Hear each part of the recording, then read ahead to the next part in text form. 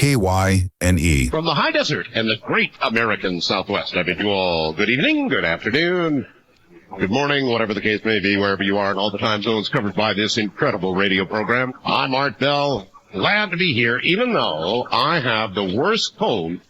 Last week when I was getting off the air, Friday night, Saturday morning, I couldn't sleep, and I couldn't figure out why. Sunday I knew. Sore throat, typical stuff, right? Real sore throat. Then the sneezing begins. Then the spigots open, and you're drowning in a sea of snot.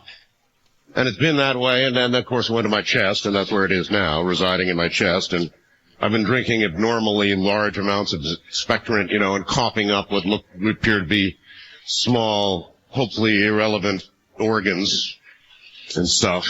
And so that's my condition tonight. I've got a hell of a cold. In a moment, Richard C. Hoagland in the next hour. George Lutz, the Amityville George Lutz, somebody I have always wanted to interview since I've been doing this program, the original, real George Lutz from the Amityville house. He's the family that moved in after the DeFeo murders. The Lutz family, and they're the ones that the movie was about in the book and everything, and so tonight we'll get the real story. A couple of things that are going on that are noteworthy, certainly, in North Korea. I wonder if Ed Dames could be right, huh? A defiant North Korea ordered UN nuclear inspectors out of the country Friday, said it would restart a lab capable of producing plutonium for nuclear weapons, so they're not even hiding it.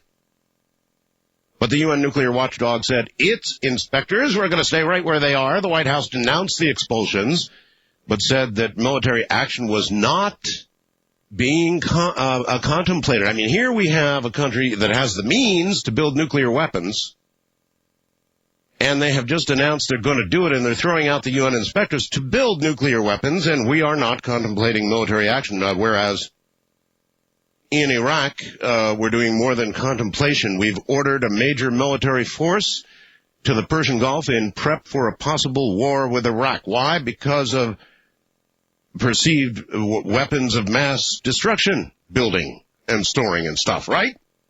So, case A, Korea, we do nothing. We don't even contemplate doing anything when they say they're doing it. Case B, where we're not sure they're even doing it, we're going to have a war.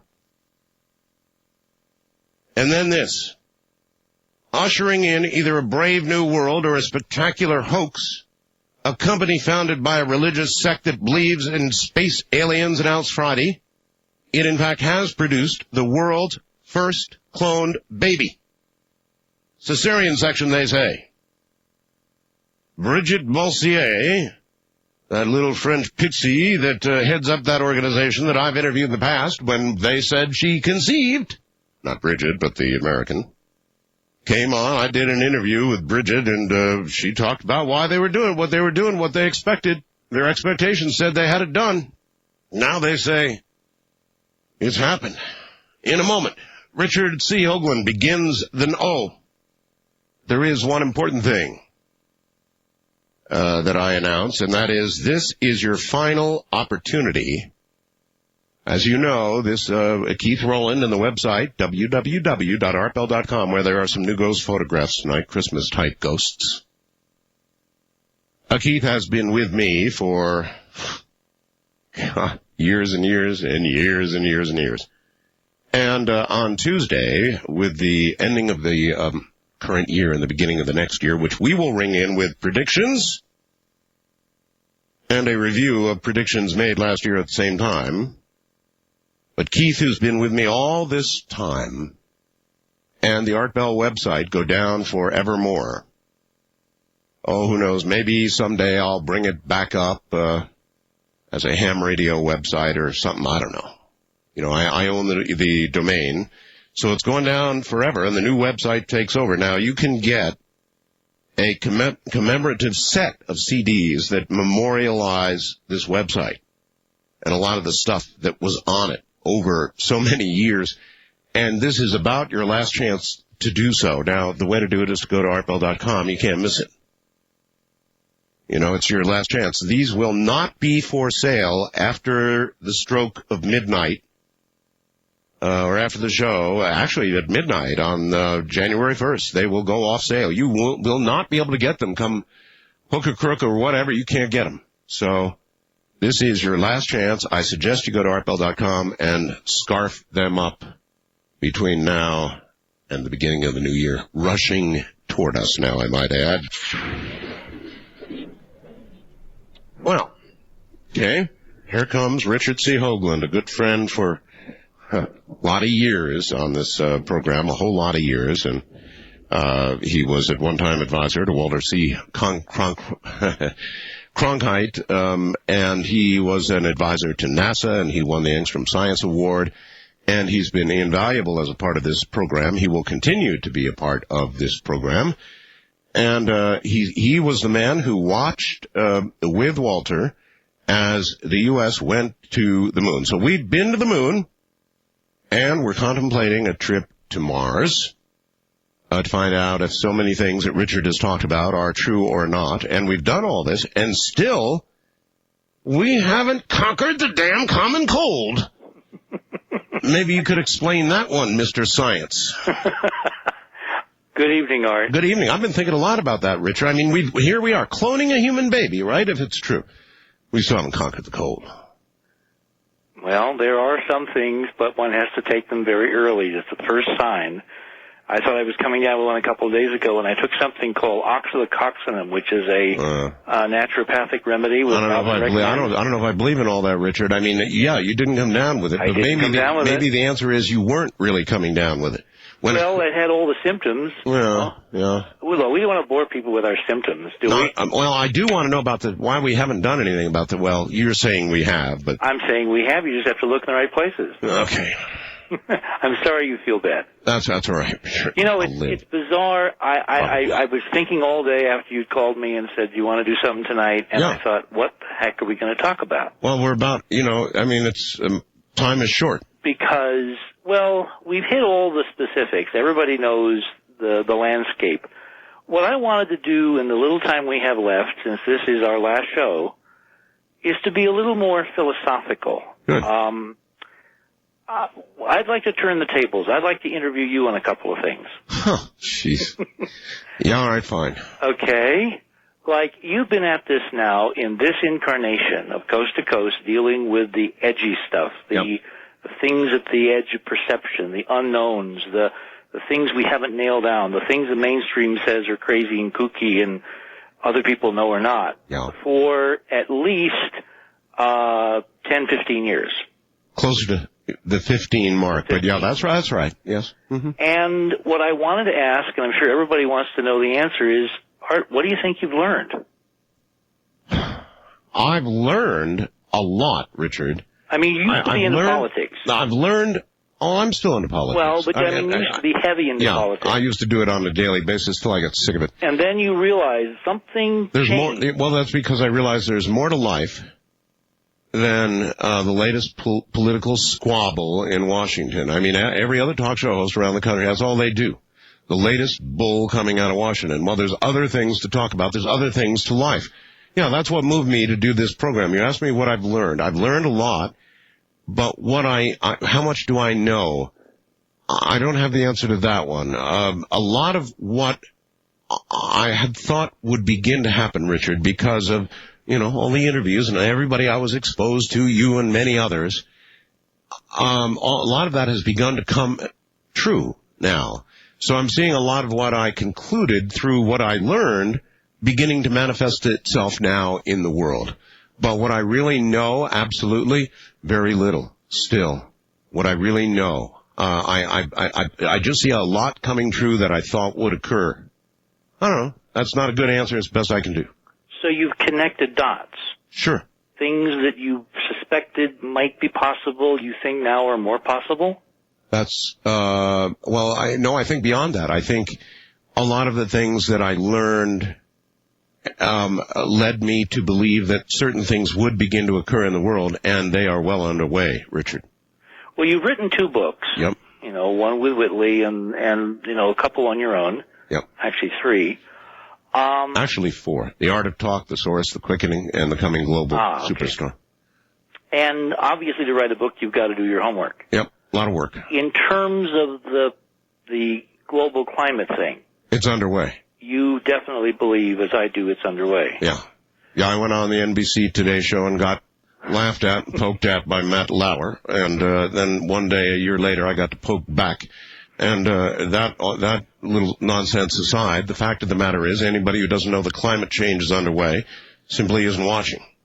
Well, what's interesting is it's climate change not just on the Earth, but as you and I have done shows, there's climate change on Mars. You bet. You may not be aware that there's climate change on Pluto, on the satellites of the outer planets. There is a general warming occurring all over the solar system. Now that is interesting. And the mainstream guys haven't a clue. Oh, now you're on to something, Richard. A general warming going on all over the solar system. You're the first one to say that. In other words, I understand that climate changes on planets, and that there are cyclical things that occur. We all know that. That's a big argument we have here about whether our man's hand is involved in that or it's just a normal cyclical change. But you're telling me a warming is underway all over the solar system. Now that's news. Now, in terms of things you learned, you and I have discussed endlessly the Mars data that we've been probing. Yes. And the physics that we think we have discerned from that data. Yes. And the predictions that physics makes.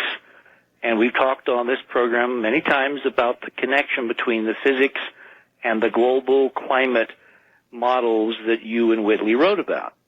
Well, what's fascinating to me is to tie in the climate change that Malin is reporting on Mars with the melting of the CO2 ice caps of the South Pole at a rate which is phenomenal. I mean, in a few hundred years, if the melting that they're seeing in these images from year to year keeps going, there'll be no ice cap left, no solid carbon dioxide ice cap. Well, I was certainly aware of the warming on Mars. I'd read a number of stories about that, Richard, but I didn't know about the other planets. Well, a few years ago, I mean, we have Hubble in orbit, and it can take images of, everything in our backyard. They don't do it very often.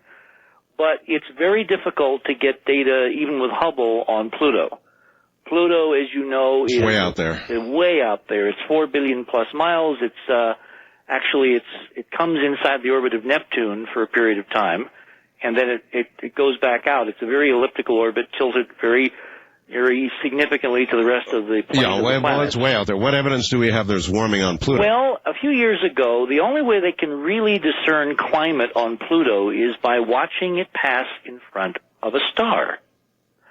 And what they do is they send teams to various islands or little tiny parts of continents where the shadow of the star, it's basically and they do a stellar eclipse. Spectral photography, I suppose. You do photometry is actually what it is. Yeah. What you're doing is you're watching how the star disappears as the planet overtakes it, and then watch what happens when it reappears.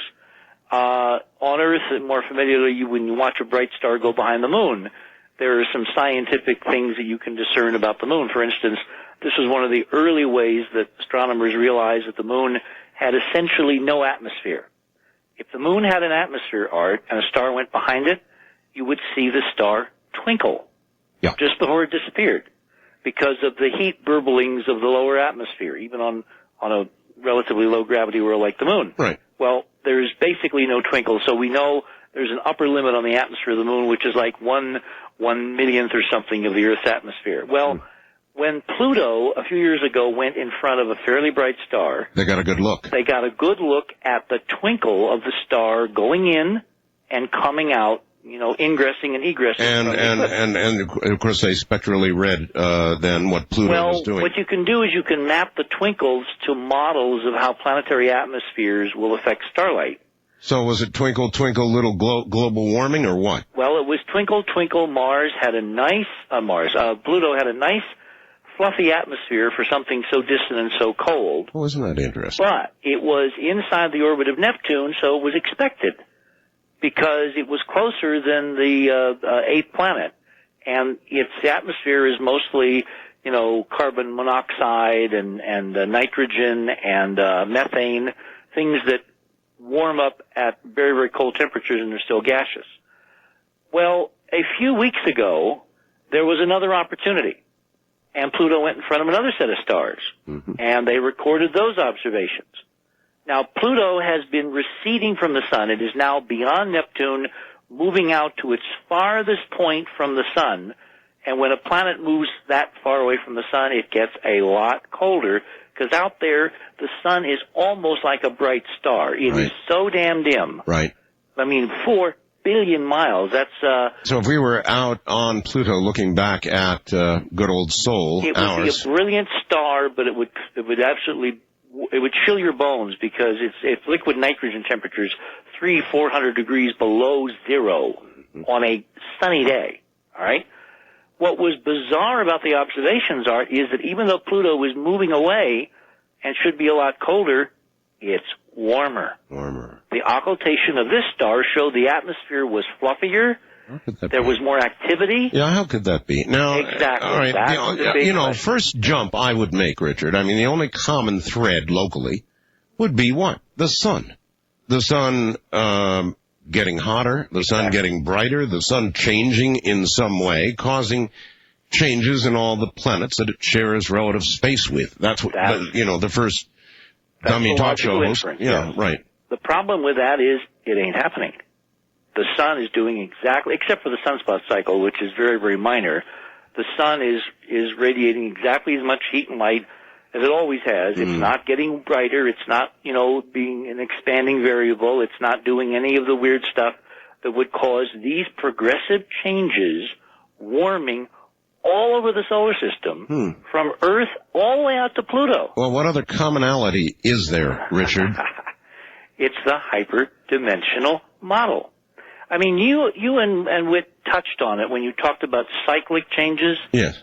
That instead of global warming on Earth being due to civilization and technology and burning of fossil fuels, there may be long-term intrinsic changes in climate. But that's really not answering the question. It merely says it's nature, but it doesn't explain what nature does. What we've been trying to do is to apply this physics to these changes and predict that, in fact, these changes are due to a general change in the energy pass-through, if I can use that word, of the whole solar system, and that this is being triggered by the movements in the model of unseen planets far beyond Pluto that have not been generally discovered or acknowledged yet. But they will be. That's part of, I know it's not Tuesday night and prediction night. Are you talking about, you're not talking about what people popularly call Planet X, are you? No. Well, maybe. It might. Maybe. It might be a case of mistaken identity, because in our model, there has to be at least one, probably two more big guys out beyond Pluto, orbiting the sun to account for a lot of other factors that we've published on our website, enterprisemission.com. Well, there does seem to be mainstream evidence that there is something out there. They think a large planet or a burned-out sun or something. From several years of observations, they've looked at comets. There's this peculiar pattern of comets that appear to be triggered to come into the inner solar system on a periodic basis, and they're attributing that to some relatively massive object out there. Well, we're saying that there are two. And the way the physics works is that when you get planets in phase, meaning at certain angles, the energy goes up. When planets are out of phase, meaning at other angles, the energy goes down. The planets that we're not even seeing are getting in phase, which changes the amount of energy that comes through the solar system. Is it related to momentum, Richard? It is. It's called angular momentum. It's related to the underlying reality of physics, which is that things are not static. They're actually in flux. They're actually vibrating. There's actually a resonant phenomenon. We can speak of waves. We can speak of invisible waves in the ether. Yes. And these tend to connect us to a higher set of dimensions. People would say, you can't have invisible waves in the ether. But then, of course, they're sitting there listening to their radio right now. And do you see invisible, yes. And do you see any beam coming into your radio? No. Very good. Well. Anyway, so yes, you and Whit are onto something. Not only is the global warming taking place on this planet, but we now know it's taking place all over the solar system. And that, of course, means since the sun is not changing visibly, what has to be doing it is something that is not in the mainstream textbooks. All right. Hold it right there, Richard. We're at the bottom of the hour. So the angular momentum of something sort of almost unseen out there is doing all of this. And it's getting warmer everywhere. From the high desert. I'm Art Bell. Top of the evening or morning or whatever, everybody. Richard C. Hoagland is here. I want to remind you, Tuesday is coming. Will be the last for me. During that program, we will extract from the Bell family vault the predictions you all made last year. We will take new ones for next year. And who knows, if they invite me back, I'll review them with you, and we'll take yet more. So this really isn't goodbye. Bear that in mind. It's just sort of au revoir, and I'll hand it over to George, and then from time to time I will be back. So it's not really goodbye. It's just sort of a real serious hiatus. Stay right there, and we'll be right back. KYNE. Once again, Richard C. Hoagland from the mountains of New Mexico. Richard, welcome back. The snowy mountains of New Mexico. Yeah, I bet. Hey, there's another one on the way, and I understand they had, like 70-mile-an-hour winds up in the coast of Oregon, California, up there, Washington, I don't know. Hyperdimensional weather. Yeah, the weather is very serious, and it's not going to get better. It's going to get worse. It's going to get more extreme. Yeah. And that is, you can take that to the bank, so plan accordingly. Okay, continuing with our interview, Art. Sure. In terms of our work, what do you think you've learned? Well, Richard, a lot of times, no, not a lot of times, but sometimes, when you and I did programs together, you would bring photographs, zillions of photographs to me, and I would look at them and I'd say, this guy's out of his tree. These damn things are rocks. And then, on several occasions, you would present me with photographic evidence that I think even a complete idiot couldn't miss. And for example, the latest one, what I call the city, is inescapably true. So, Richard, you have amazed me. Sometimes you've driven me nuts. Sometimes you have, I thought you were just flat wrong. And then sometimes you have just absolutely set me back on my butt, to the point where there was it was undeniable.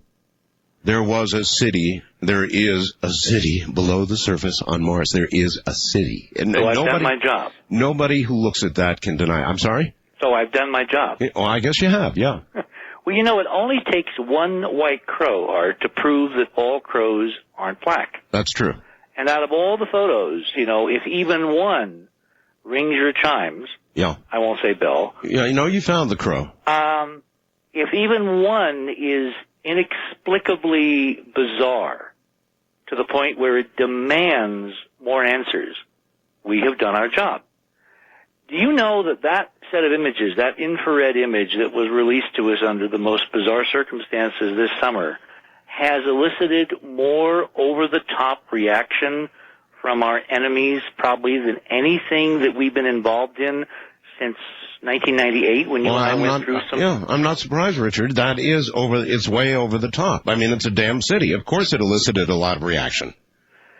Well, it should. And oddly enough, I think in a strange way, and I'm going to move into the next area of this with a segue that I hope you'll appreciate, I think it can potentially begin to help us understand why we are moving hell-bent for leather toward war with one nation on this planet, when, as you pointed out a moment ago, there's another nation half a world away which has got them, is making them, and bragging about them.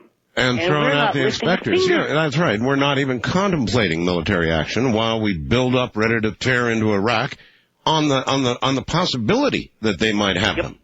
I mean, the whole thing doesn't make sense.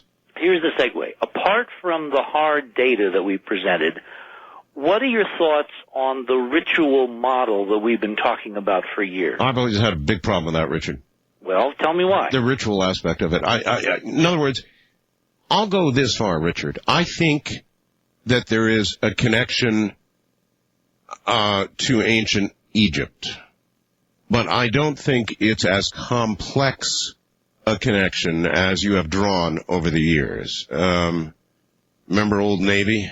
Of course. How could we ever forget? You know, some pretty wild episodes. So I think there's some sort of connection. When you look at what's on Mars and you look at Egypt and you don't see similarities, well, then you're not looking. Okay. So I go that far, but, you know, you drew some cases where we launched on certain dates because of ritual connections and all the rest of it, and I don't know that I bought off on that. You asked, I'm telling you. No, I absolutely want you to tell it the way it is. Yeah, well, I'm doing it. Well, all right. The Egypt connection to me is striking and was totally surprising, not to the extent that the resemblance of the stuff on Mars looks like the stuff in Egypt, but that there appears to be a group of folks, guys, who are ritualistically following an ancient religion that was attached to the stuff in Egypt. That, to me, that has surprised the hell out of me.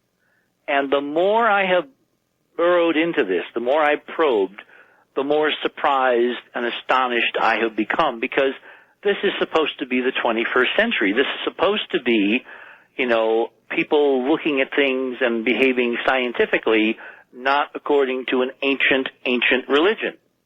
And yet that's what the pattern, we talked about pattern recognition early in the program, that's what it's all about. Well, Richard, with regard to ancient religion, yes, there probably was one. I think the Egyptians knew things, perhaps through some sort of religion that may have been formed around it or may have been the basis of it, who knows, that we still don't know. Things that we have not yet learned again, things that may be contained in a library under the Sphinx or somewhere else on the planet. I'll be damned if I know. But, yeah, they knew something that we don't know again yet.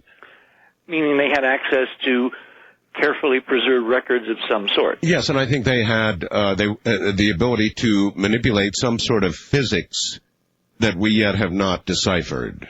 Okay, well, that brings up, of course, the question of the pyramids. Oh, well, yes. And have you found your piece yet?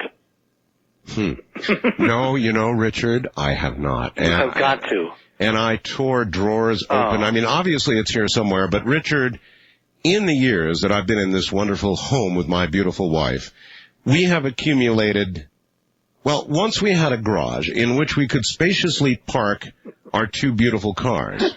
It is now to the point where the cars, you have to manipulate them extremely carefully while going into the garage, lest you hit what is now occupying the garage, which is almost, you know, half of everything we've had. I mean, it's unbelievable how much we've accumulated. I cannot bring myself to throw things away. It is here, Richard, but I don't know where. And then when I'm retired and I have time to go through all of this stuff, I'll find it. That means you're starting Tuesday, right? Well, maybe Wednesday. You should start a museum. Yeah, no kidding. Okay. Anyway, back to the Egypt thing, because if there is a piece of technology that's inexplicable, and we've described what that piece did and with the radium watch and all that. It should be noted, by the way, that the piece that I got, and you know how I got it, yes. I did not personally bring it out of Egypt. Do you hear that, Zahi? I did not do it. And Richard, there were other pieces that came out of Egypt. So the one I have is not the only one. That's right. In fact, after we did our last show, some folks emailed me and offered me pieces of what they've got. And that is in process, and obviously we will report what happens in future programs. Good. But getting back to the Egypt thing, were you aware that Egypt, you know, ancient Egypt had a major enemy in the same time frame, circa, 3,000, 4,000, 5,000 years ago? Yes. And it was a place called Sumer. Yes. / Acadia / Babylon, the Babylonian Empire. Yes. You know, of course, what the capital of the Sumerians, Akkadians, Babylonian Empire was, don't you? What was it? The current city known as Baghdad. Yes.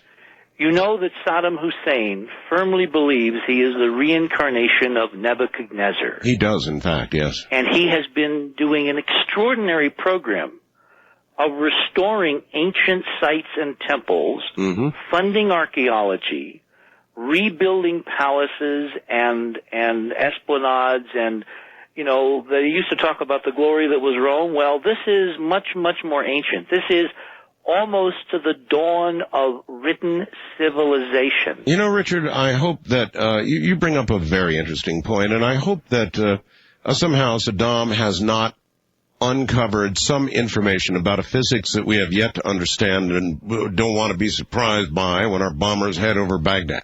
Well, this is one of the reasons I raise this, because when you begin to look at the record, and I had a very interesting thing happen over the holidays. I got a book for Christmas.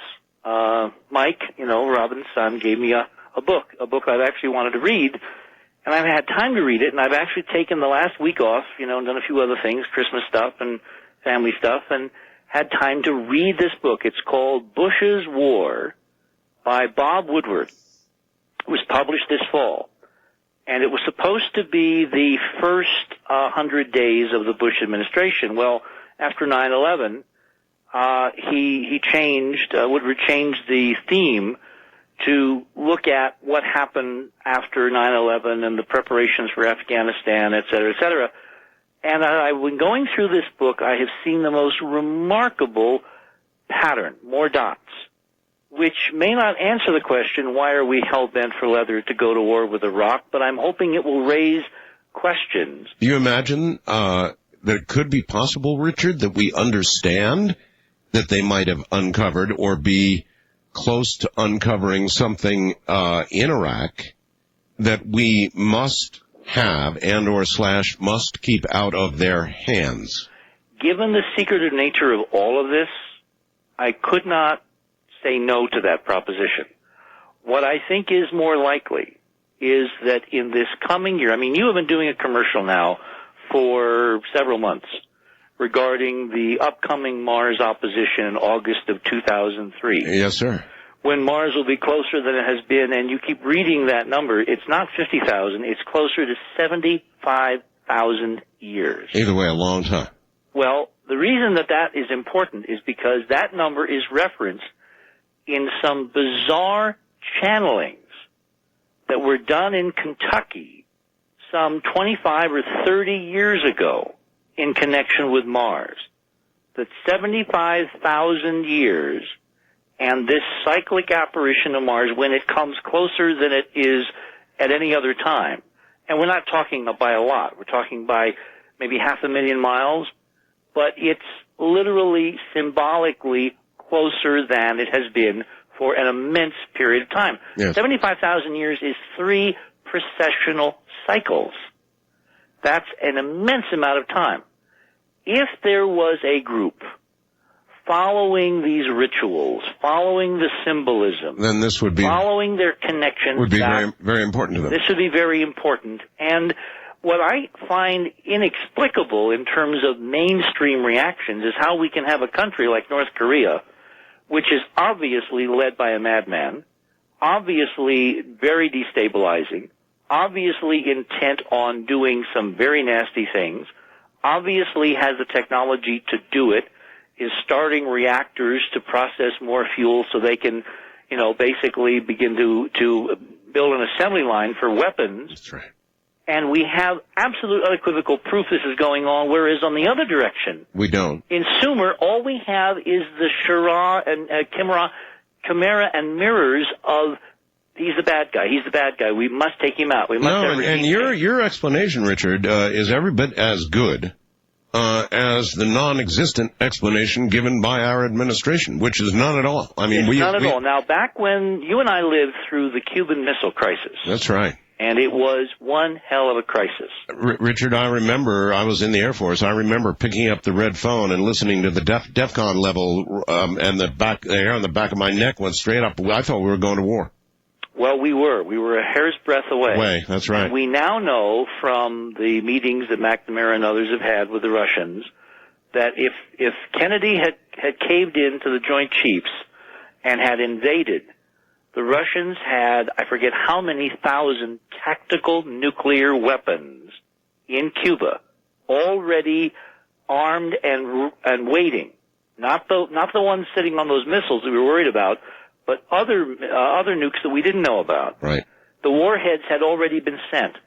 What would have happened is we would have triggered World War III instantly. Yes. And we would have incinerated civilization, and we would have been back to square one. Yeah, I believe that is pretty well agreed upon by most scholars who've now had a really good look at what really did happen. I think you're right, yeah. So it was only Kennedy's careful forethought and understanding of the scope of what was at hand. So it would seem. That forestalled the most horrible tragedy that could have befallen mankind.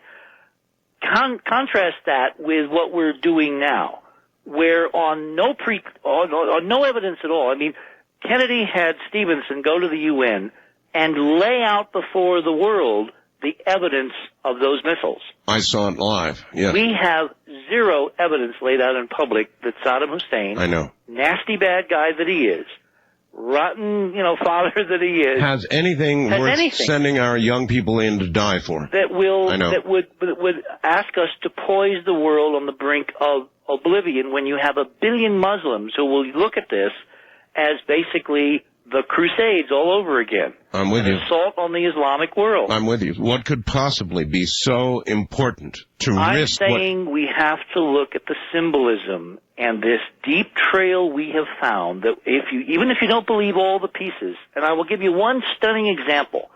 You know that we have connected this with the numbers. There are numbers that keep coming up over and over and over again.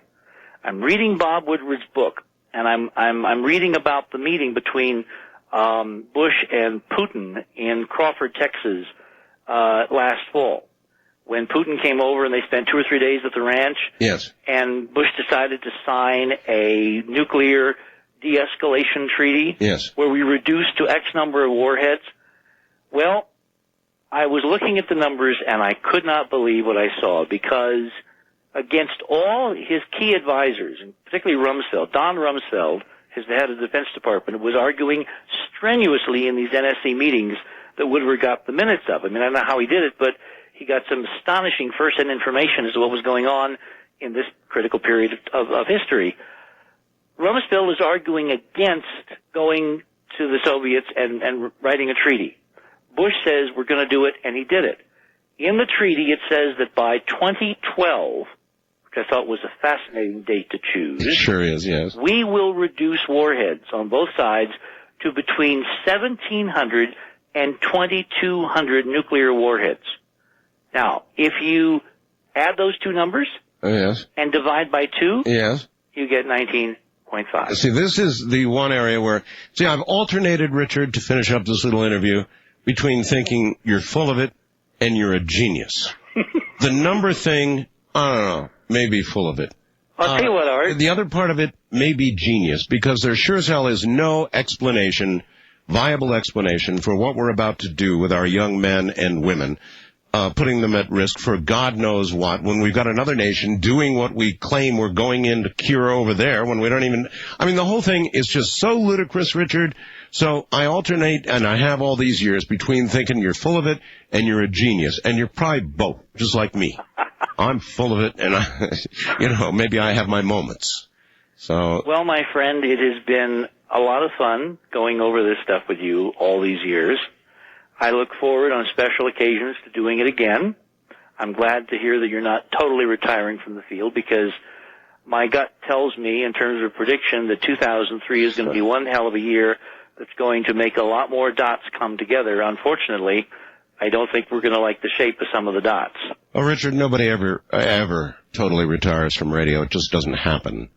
It just doesn't happen. But, so I'll get in. I'll make my appearances every now and then, I hope. If they invite me in, I'll be here. In the meantime, for all the years that you've been with me, I want to thank you. And it's been a pleasure. It really has been a pleasure, Richard. Take care, my friend. You too. Good night. Good night. All right. Coming up in a moment, somebody that I really wanted this interview my entire career. Father Malachi Martin said that the Amityville house from the Amityville Horror was one of the most haunted places in America. He said that on my program. In a moment, we're going to talk to the man who suffered through all of this with his family, George Lutz, from the high desert. Good morning, everybody. Well, this is an interview that during the course of my career, I'm really quite surprised I've never done before. It's almost odd that I've never done it, or fortuitous that I'm about to. I saw, like everybody else, the movie, the Amityville Horror. And isn't it odd that the man involved in that happens to be just over the hill from me in Las Vegas? George Lee Lutz was born and raised on Long Island. If his birth was any indication, was meant to be different from the beginning. Seconds after delivery, doctors raced him into surgery and mended a large crack in his skull, one that should have killed him. His mother often said that she thought his miraculous recovery was a sign that he was destined for something special. At a very young age, George displayed a remarkable mechanical aptitude. At the age of 12, he modified a hobby kit hydroplane, adding his own custom-designed water ski jets. It was only the beginning of a lasting love for boats, canoes, rowboats, runabouts, sailboats, almost anything that would float on the water. Later, the fascination grew to include cars, and today George can remember the color, interior design, make, model of every car he's ever owned. That's a bunch. At 19, he volunteered for the Marines. My parents were Marines, so he volunteered. And later went on to earn 2 degrees with honors at an FAA course that led then to a job in Boston as an air traffic controller, one of the high-stress jobs in the world. His father's death a short time later took him back to New York to run W.H. Parry, Inc., the family's land surveying business. George, who was born and raised Methodist, who always considered himself more of a devout realist, married for the first time in 72, divorced in 73. Short marriage. During the process of his annulment from his first marriage, George met Father Ralph J., I believe it's Pecoraro, we'll get it, a Catholic priest, an ecclesiastical judge within the archdiocese of the church, with whom he quickly forged a strong and lasting friendship. In 1974, after years of profitable business management and years of enthusiasm and training in the martial arts, George met Kathy Connors, who had 3 children from a previous marriage. A year after George and Kathy's first date, they were married, and soon they began searching for a house of their own. A nest, right? By the summer of 75, they thought they had found their dream home, which happened to turn out to be a 2.5 story Dutch colonial in the quaint Long Island community of Amityville. Little did they know that a legend was about to be born. In a moment, the truth, the real truth behind that legend. All right, here from Las Vegas, Nevada, just over the hill, is George Lutz. George? Hi, Arnold. Welcome to the program. Thank you. It's great to have you. George, you're not on what kind of phone are you on now? I'm on a hard line. Oh, you're on a hard line. Okay, good. Got a bit of static tonight. Yeah, I hear that. I hope it doesn't get us. All right. What are you doing in Las Vegas, by the way? Right now I'm repairing computers and restoring old cars. Uh-huh. Old cars, your love. It's what I enjoy the most, but I have what's called fibromyalgia, so there are times when I just can't do the work. I understand.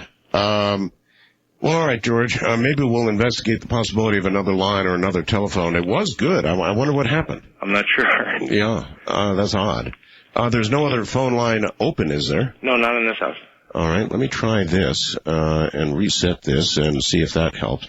All right, anyway, George, it's hard to even know where to start, except all my life, I saw the movie, and all my life I've been hearing about Amityville, and in fact, a man that I interviewed, who's now passed away, of course, Father Malachi Martin, said to me in the course of an interview that the Amityville house was one of the most haunted places in all of America. This was a live interview you did with him? It certainly was. Yes. So I assume hundreds of thousands, if not millions of people heard this. Oh, absolutely, sure. Yeah, absolutely. Of course. So I'm not sure where to begin all of this with you, except I guess in the bio there, it said that you and Kathy had just married and you were looking for a brand new house to live in, and it's the nesting thing. You get married and you get a family and you want to go and you want to find a place, to have that family, and then that's what you were doing. Well, we both had homes. We each had our own home. Oh. So the idea was to sell both homes and get one that we could look at as both of ours.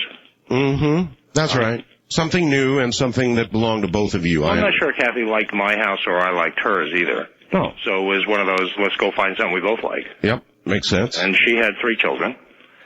And so it really made sense to put them both up on the market, and then whichever one sold first, move into the other one, and then as soon as that was sold, hopefully we would have found another house by then, and it did work out that way. Yeah. Do you remember how old the children were at the time?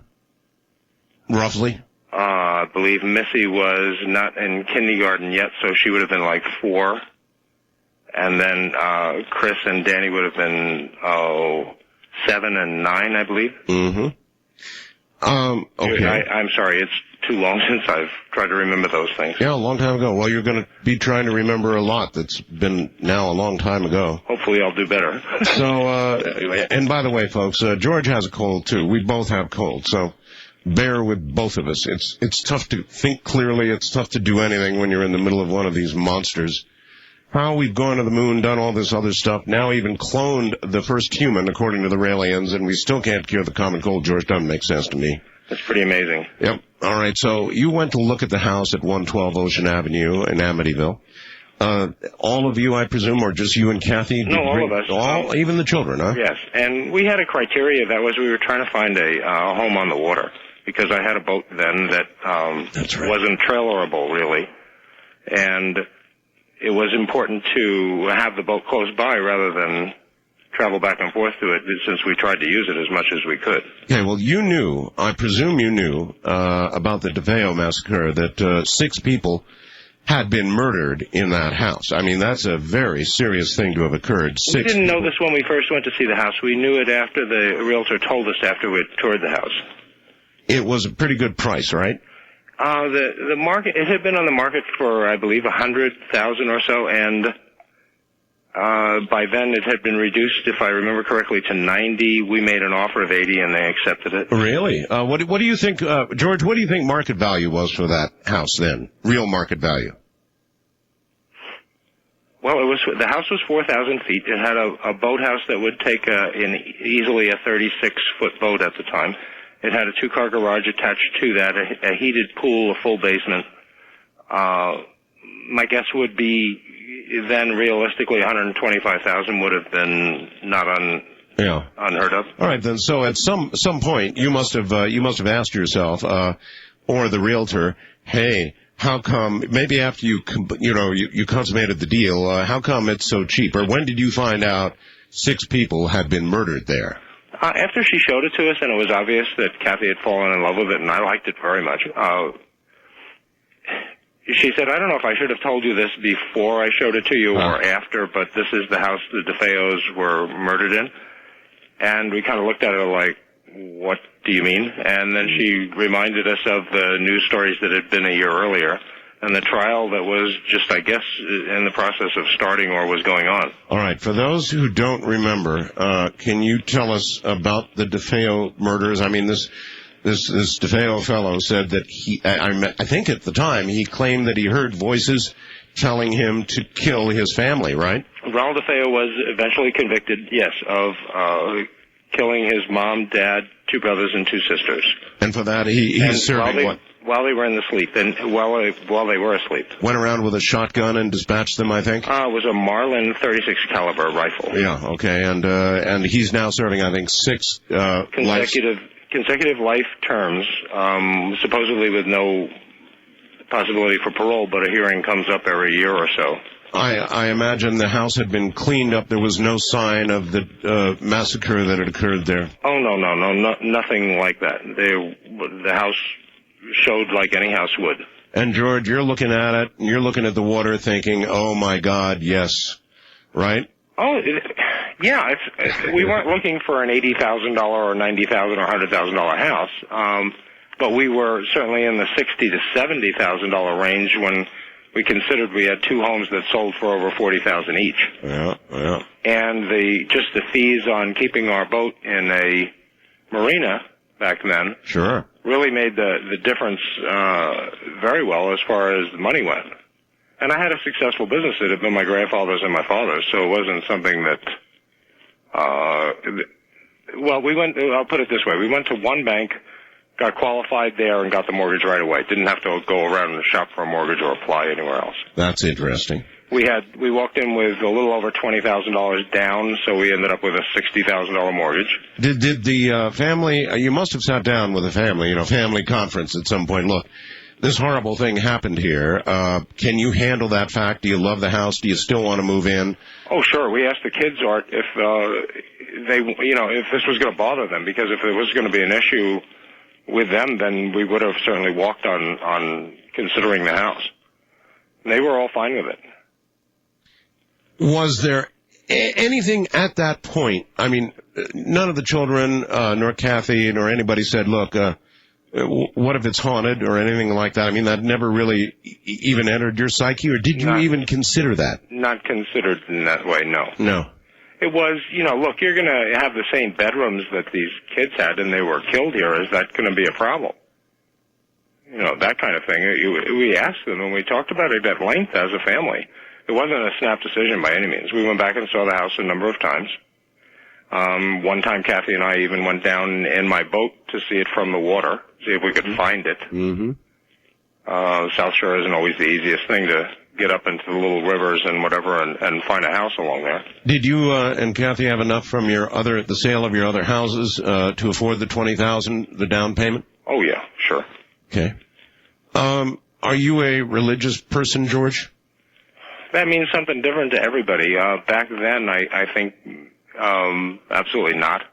I believed in the Lord's Prayer, that kind of thing. I was a non-practicing Methodist. Okay. But today, what I believe is my own personal beliefs, and there are some things that I believe are pretty unshakable and have been proven to be so over the last 25 years. And Kathy? Very. I would consider Kathy very religious. Okay. Kathy has a ministry that feeds thousands of people in Phoenix every year, homeless people. Then you met this, and you're going to have to help me with his name. Father Ralph, is it Pecoraro? Father Ralph Pecoraro. Pecoraro, okay. Right. When did you come in contact with him, and under what circumstance? He was an ecclesiastical judge. He sat in the diocesan office for the Catholic Church there in Rockville Center as a judge, ruling on various cases that came subject to church law for the Catholic Church. Mm-hmm. My first wife that she had applied for an annulment, meant that I had the opportunity to go in and be interviewed if I wished about that annulment process. And I didn't understand it at the time, and so I went down and met with him. He called me and invited me in to do that. I really didn't think it was a necessary thing. I really didn't care whether she got an annulment or not. I wasn't really sure that an annulment was proper, but end result is that's how I met him. Okay. What kind of man was he? Extraordinary. In what sense? He read and spoke 9 languages, had an equivalent degree a law degree from Oxford.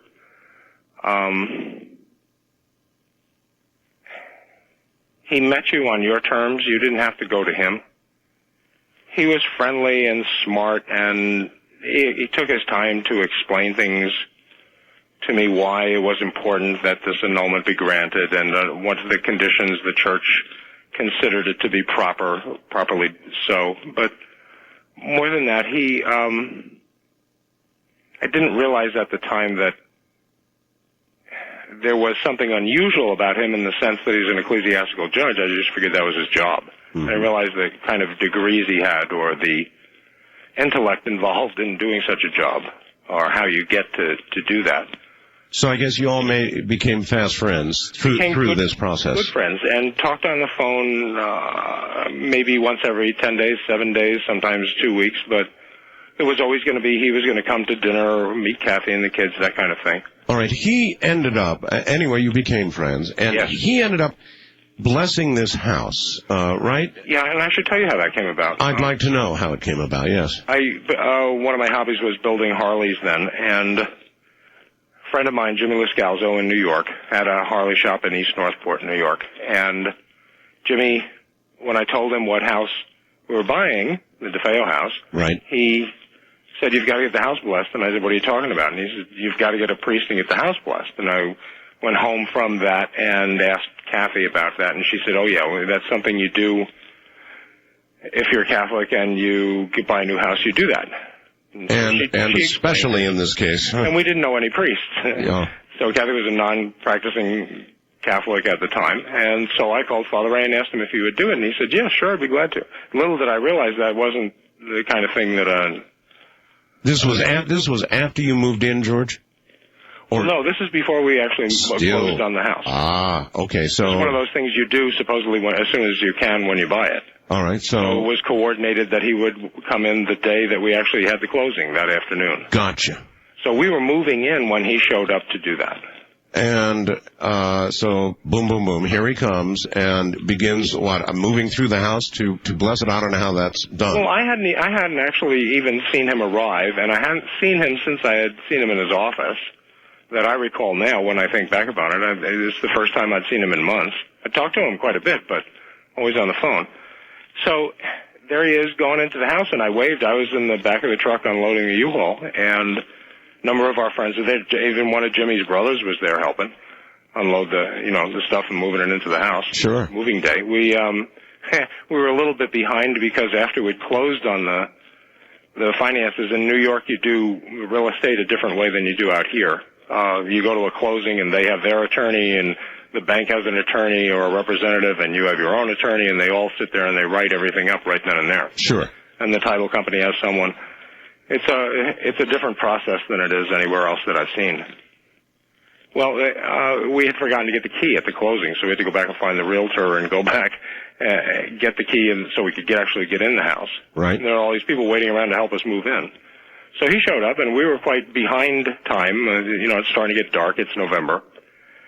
And so I waved at him, and he went on in, found Kathy, and went about blessing the house. Which means what? You go from room to room, that kind of thing? Yes, he went room to room, said prayers in each room, using holy water, and I guess there's a house blessing that they do. I'm not privy to the words. Nor am I, but very interesting. All right, stand by, George. We're already at the bottom of the first hour. It goes very quickly. George Lutz is my guest. He's the man, along with his family, who lived the real Amityville Horror. And as the night progresses, we're going to get that story as it really occurred, with the time necessary, which you have with the luxury of radio, to extract that kind of information. So that's what we're up to this night. George Lutz is here. Ghosts, or the presence of evil, seems most frequently to show up at places where great evil has been done. Like the DeFeo murders, for example, 6 family members murdered, slaughtered. That's one. There are other occasions, but that's probably the most frequent with regard to hauntings. Something evil around. No question about it. So the setup was there. In a moment, we'll get back to George Lutz, who lived the Amityville Horror. Once again, from over the hill in Las Vegas, here is George Lutz. George, okay, so I guess we'll call him Father Ray. Yes. Blessed the house, went room to room, blessed the house, and then came back and told you what? He was a bit uncomfortable in the upstairs back bedroom. I wanted to pay him for coming. He wouldn't accept payment. Tried to give him a bottle of Canadian Club. He wouldn't take that. We invited him back for dinner. He stopped and just said, he asked us what we were going to use one bedroom for, which was on the second floor in the back. And that was evidently the bedroom where the 2 boys had been murdered. So he told you not to use the second floor sewing room. I've got a little echo. Let me try to get rid of that. He told you not to use the second floor sewing room at all, or as a bedroom, or what? Kathy explained she was going to use it as a sewing room, and that he said was fine. He just there was something about the room that made him uncomfortable, and he managed to communicate that to us without any alarm or anything. I really don't know how to explain this other than he asked what we were going to use the room for. He said he felt a little bit uncomfortable there, and that's basically what he said. And so you didn't really probe and want to know the exact whys and wherefores of the warning? No, he wasn't forthcoming with it. He was it was like he wanted to leave, and we weren't going to use it as a bedroom, so it wasn't an issue. All right. It was a strange thing for him to say, but it was like, okay, you have to leave, and that's all you're going to tell us, obviously, thanks for coming. Good night, and see you later. Really? Yeah. We invited him back another time, to come back for dinner, and he said he would, and that was it. All right. I've got somebody else here who had impressions of the house, who's on the line I'd like to bring on. Mary Pasquarella was the lead psychic who investigated the house along with Ed and Lorraine Warren. I've interviewed them in March of '76. Mary is a professional psychic and time walker who picked up on some truly terrifying things when she visited your home. She said the case had a profound effect on her. It was the first time she had ever encountered something she could only describe as pure evil. Pure evil. Art, I don't know that she's ever been interviewed about this. Well, she is going to be now. Mary, welcome to the program. Well, good evening, Lee, and how are you? I'm Harry. Hey, honey. How are you? Where are you, Mary? I'm in Pennsylvania. In Pennsylvania. Yes. So you've never been interviewed in this fashion before about what happened? No, we had a strange arrangement with that. I'm very private about things that I do, and it was just something that I wasn't comfortable doing. You are private because I'm pretty familiar in this field, Mary, and I'm not familiar with you. So you obviously are very private. Anyway, you went into the house at the behest of Ed and Lorraine Warren. I've interviewed them. And what happened? Can you, in your own words, what happened? We went in at a time when the North Carolina team was out there from Duke. And I had not met Lee. When I go any place, I always say, don't tell me anything about the house. And Ed called me one night and said, I have a case I'd like you to investigate, and what is your impression? And I said, I see a White House with a fan window. And he said, okay, don't say anything else. Right.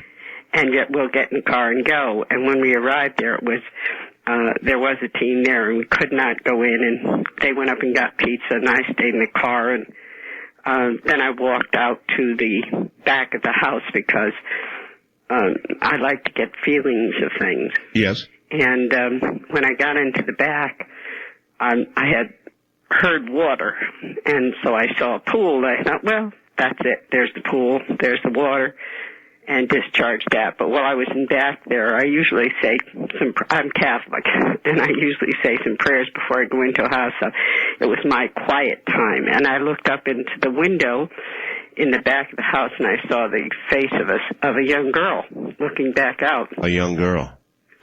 Right, and I knew nothing of the DeFeos. I hadn't met Lee. George. Either one works, Mary. Well, you're Lee to me.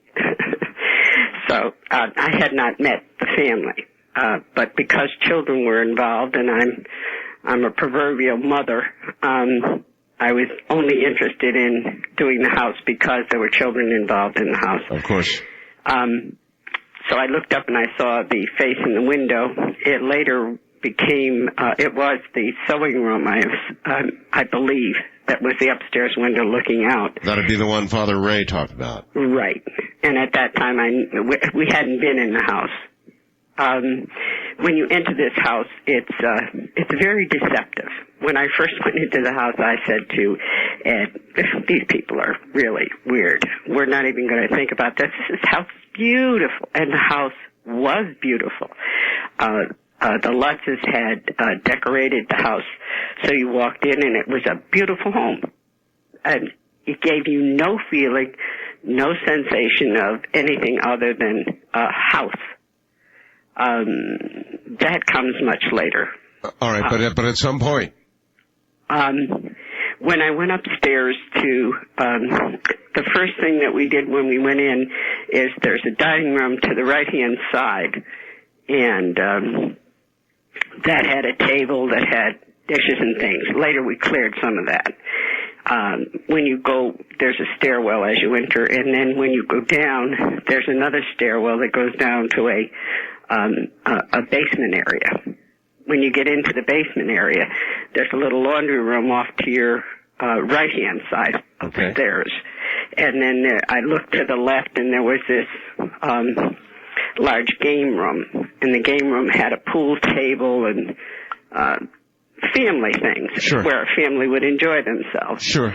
In front of you, there was a little door, and it was into a small, like a cold cellar. You know, the old houses that had like a little root cellar. Oh, yes. Yeah. So you open the door and you go into a root cellar. I never could really go into that room because it had an odor to it. Oh. Now, you have to understand that I was under the impression and that the house, it had nothing there. But I investigate the house to see, because I walk time, to see what possibly could have affected it to cause people to be affected by the house. And so we got to the laundry room, had some clothes that were on the floor. So I'm Mrs. Clean by nature, and I picked up the clothes and threw them in and washed them, figuring maybe if there was an odor there, it might be the clothing themselves. So, because it was definitely like a dirty sock smell or something that had soiled.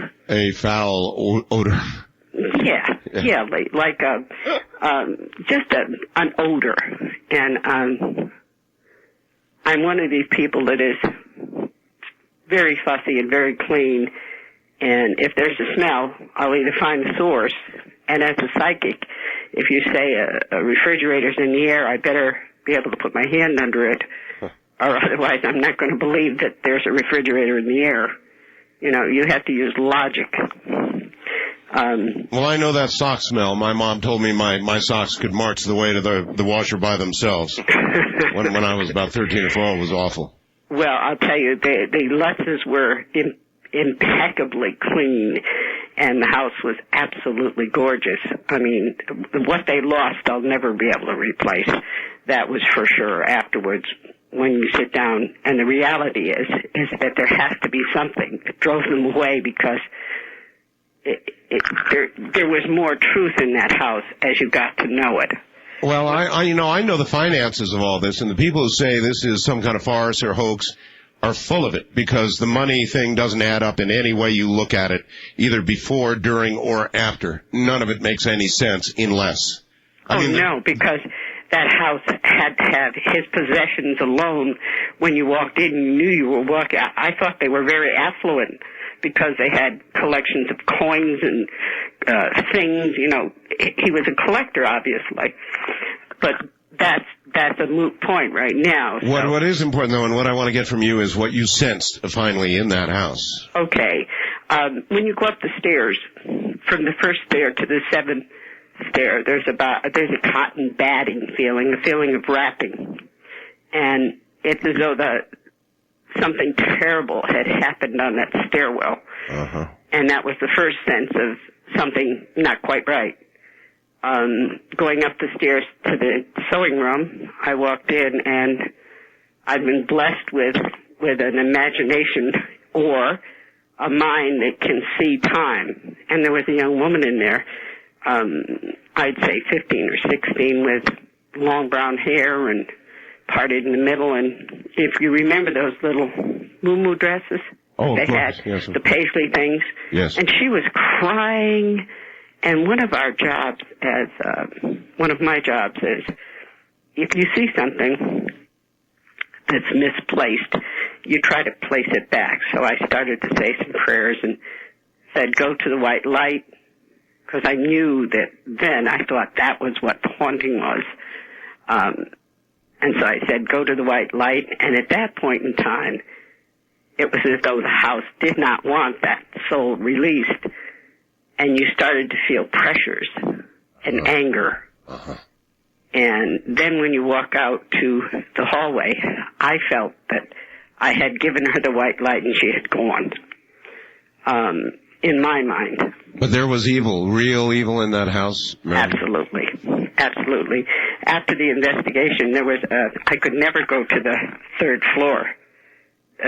When you walk down the hall on the right-hand side, there's a stairwell. Well, I'm not allowed sometimes to do things because I'm one of these people that still believe in Bambi and the Tooth Fairy and things like that, and so I'm not good with evil or bad things. I don't think many of us have confronted pure evil directly. Father Malachi Martin spoke of it many times, and I still, even the concept of evil as an entity, as a pure thing, it will stand there on the back of my neck straight up, and I have a sense, but that's all. I've never confronted it directly, and nor do I wish to. Well, neither had I, and I had a group of friends. I worked for the diocese in Bridgeport at that time, and I had a school, and I had 4 priest friends, and whenever I went anywhere, they always gave me holy water and borrowed one of their Bibles and a cross and brought it with me just as a kind of a protection for myself. Because you never know. If you don't, people don't understand that if there's good, there's evil. Yeah, I understand that. You just don't touch it as frequently. And because we're locked in a clock time, we don't walk the perimeters. Yes. The one thing that I did know about that house was that it was not the original house. I used to be an artist, and I can, in my mind, blueprints will form, and I kind of sense when something's real or not real. And the thing that I knew immediately, without having met Lee, was that this was a man that was protecting his children. Yes. And his home. It had nothing. I don't even think he believed in us as psychic investigators. I mean, not truly. I think his main concern was the amount of money that he invested in the home. Of course. And his children. Yeah, that's the real world. But bottom line, Mary, in your investigation, there was no question in your mind you had encountered in that house pure evil. Pure evil. We had Channel 5 that was doing a seance, and I was to be the lead psychic in that. We had gotten to the point where the house had began to affect me. And I had gotten up on the stairs, and I called down to Ed, and I said, Ed, I'm as sick as a dog. Well, I had this little room upstairs. I believe it was Missy's bedroom. Yes. And that was my haven. I could go there and feel perfectly safe. Perfectly safe. So I said to Ed, I'm going to lay down in the bed for a little while because it was either that I hadn't slept or whatever.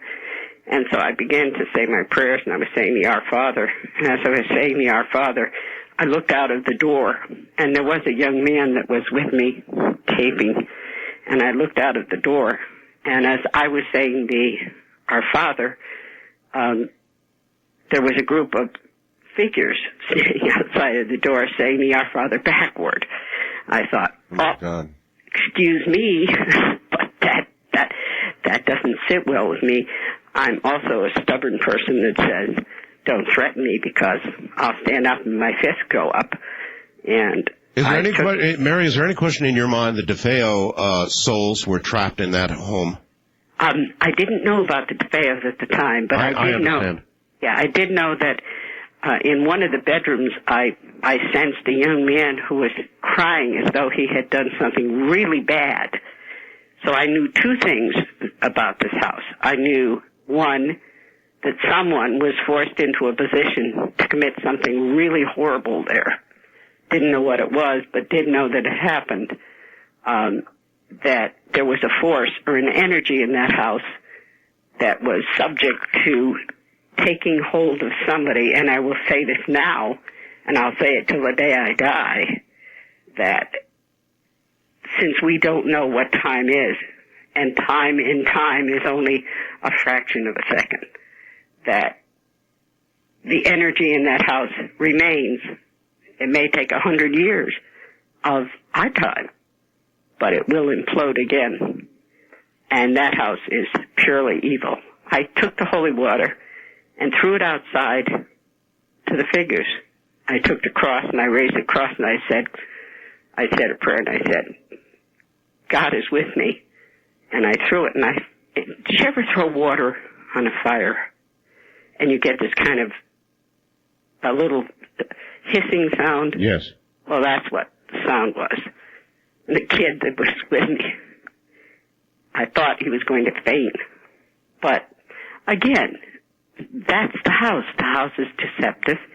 It will take an innocent person, and I believe Kathy was such a sweet and innocent child, a girl, a young woman, and it affected the house. It affected curious children. And Lee was the strength in that house, so the house could never really affect him, only make him angry and want to find out what was the matter. You're very well aware the investigators, Mary, caught a photograph when there was no child in the home, an eerie photograph that'll stand the hair on the back of your neck straight up at the top of that stairwell, caught a photograph of a child when there was no photograph no child in there to be photographed. They got a photograph of what appears to be a ghost child. I've got that on the website right now, www.artbell.com. Is there any question in your mind that photograph is one of the Lutz? Excuse me, not the Lutz, the DeFeo, no, God forbid. Yeah, God forbid, right. The DeFeo children?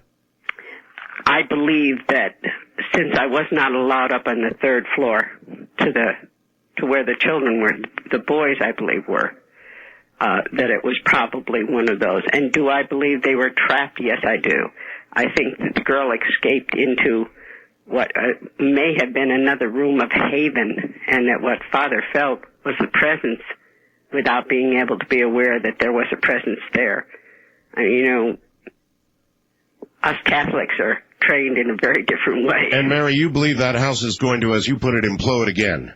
Absolutely. You get somebody that's very susceptible. Mary, we're out of the thing you walk, time, and I've got to go, but I want to thank you for calling in, and thank you so much. Okay, and I'm on and listening. All right, Mary. Mary Pasquarella, George Lutz is my guest. She walks time. That was some stroll she took in that house. I'm Art Bell. Indeed so. My guest is George Lutz, who lived with his family, the Amityville Horror. Incidentally, I'd like to thank Dan Ferens for helping to make all of this possible and assisting with some of the material from the History Channel's documentaries, which he did on the Amityville Horror. In a moment, we'll get right back to George Lutz. KYNE. George, welcome back to the program. Hi, Art. You have described what happened in that house at Amityville, George, as, I don't know, I guess a kind of a three-ring circus. Now, many in my audience have either read the book or seen the movie, and the movie, of course, dramatized the heck out of what happened, I suppose. That's a really nice way to put that. Is it? It was very Hollywood. Very Hollywood. All right, but what's the real story, George? What really did happen there? It didn't happen all at once. When I think back on it now, I think my perceptions of it are different than they were then. It seemed at times then that it just was like a rolling snowball that got bigger and bigger and bigger. Well, no family pays that kind of money for a house, lays their life on the line, especially a place they love, and then flees a house, George. It doesn't happen without some really serious stuff going on. Movie or no movie, nobody does that. Nobody flees a house without a significant reason. What really happened? When we left the house, Art, I should tell you that we wanted to get the house fixed. We really did not want to just leave our stuff or give up on living there. Of course not. And so when the opportunity came to put together the psychics that went in and investigate the house, the idea was that they would fix it. Yeah, but there was obviously a lot wrong to fix, and that's what I want to know about. I mean, what the hell happened in that house to even bring the psychics on? What made us leave, in other words? Well, or even to the point where the psychics came in. I mean, what began to happen in that house, George?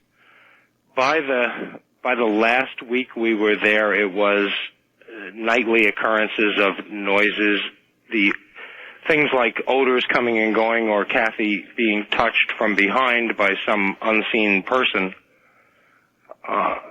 or Missy talking to herself and asking questions like Jody telling us about her imaginary friend that wasn't so imaginary, it turns out. Yeah, she claimed to have an imaginary friend, right? Yes, and she would come and ask Kathy questions like, do angels talk? And really, Jody is the name of the angel, and Jody is telling Missy that we're going to live there forever.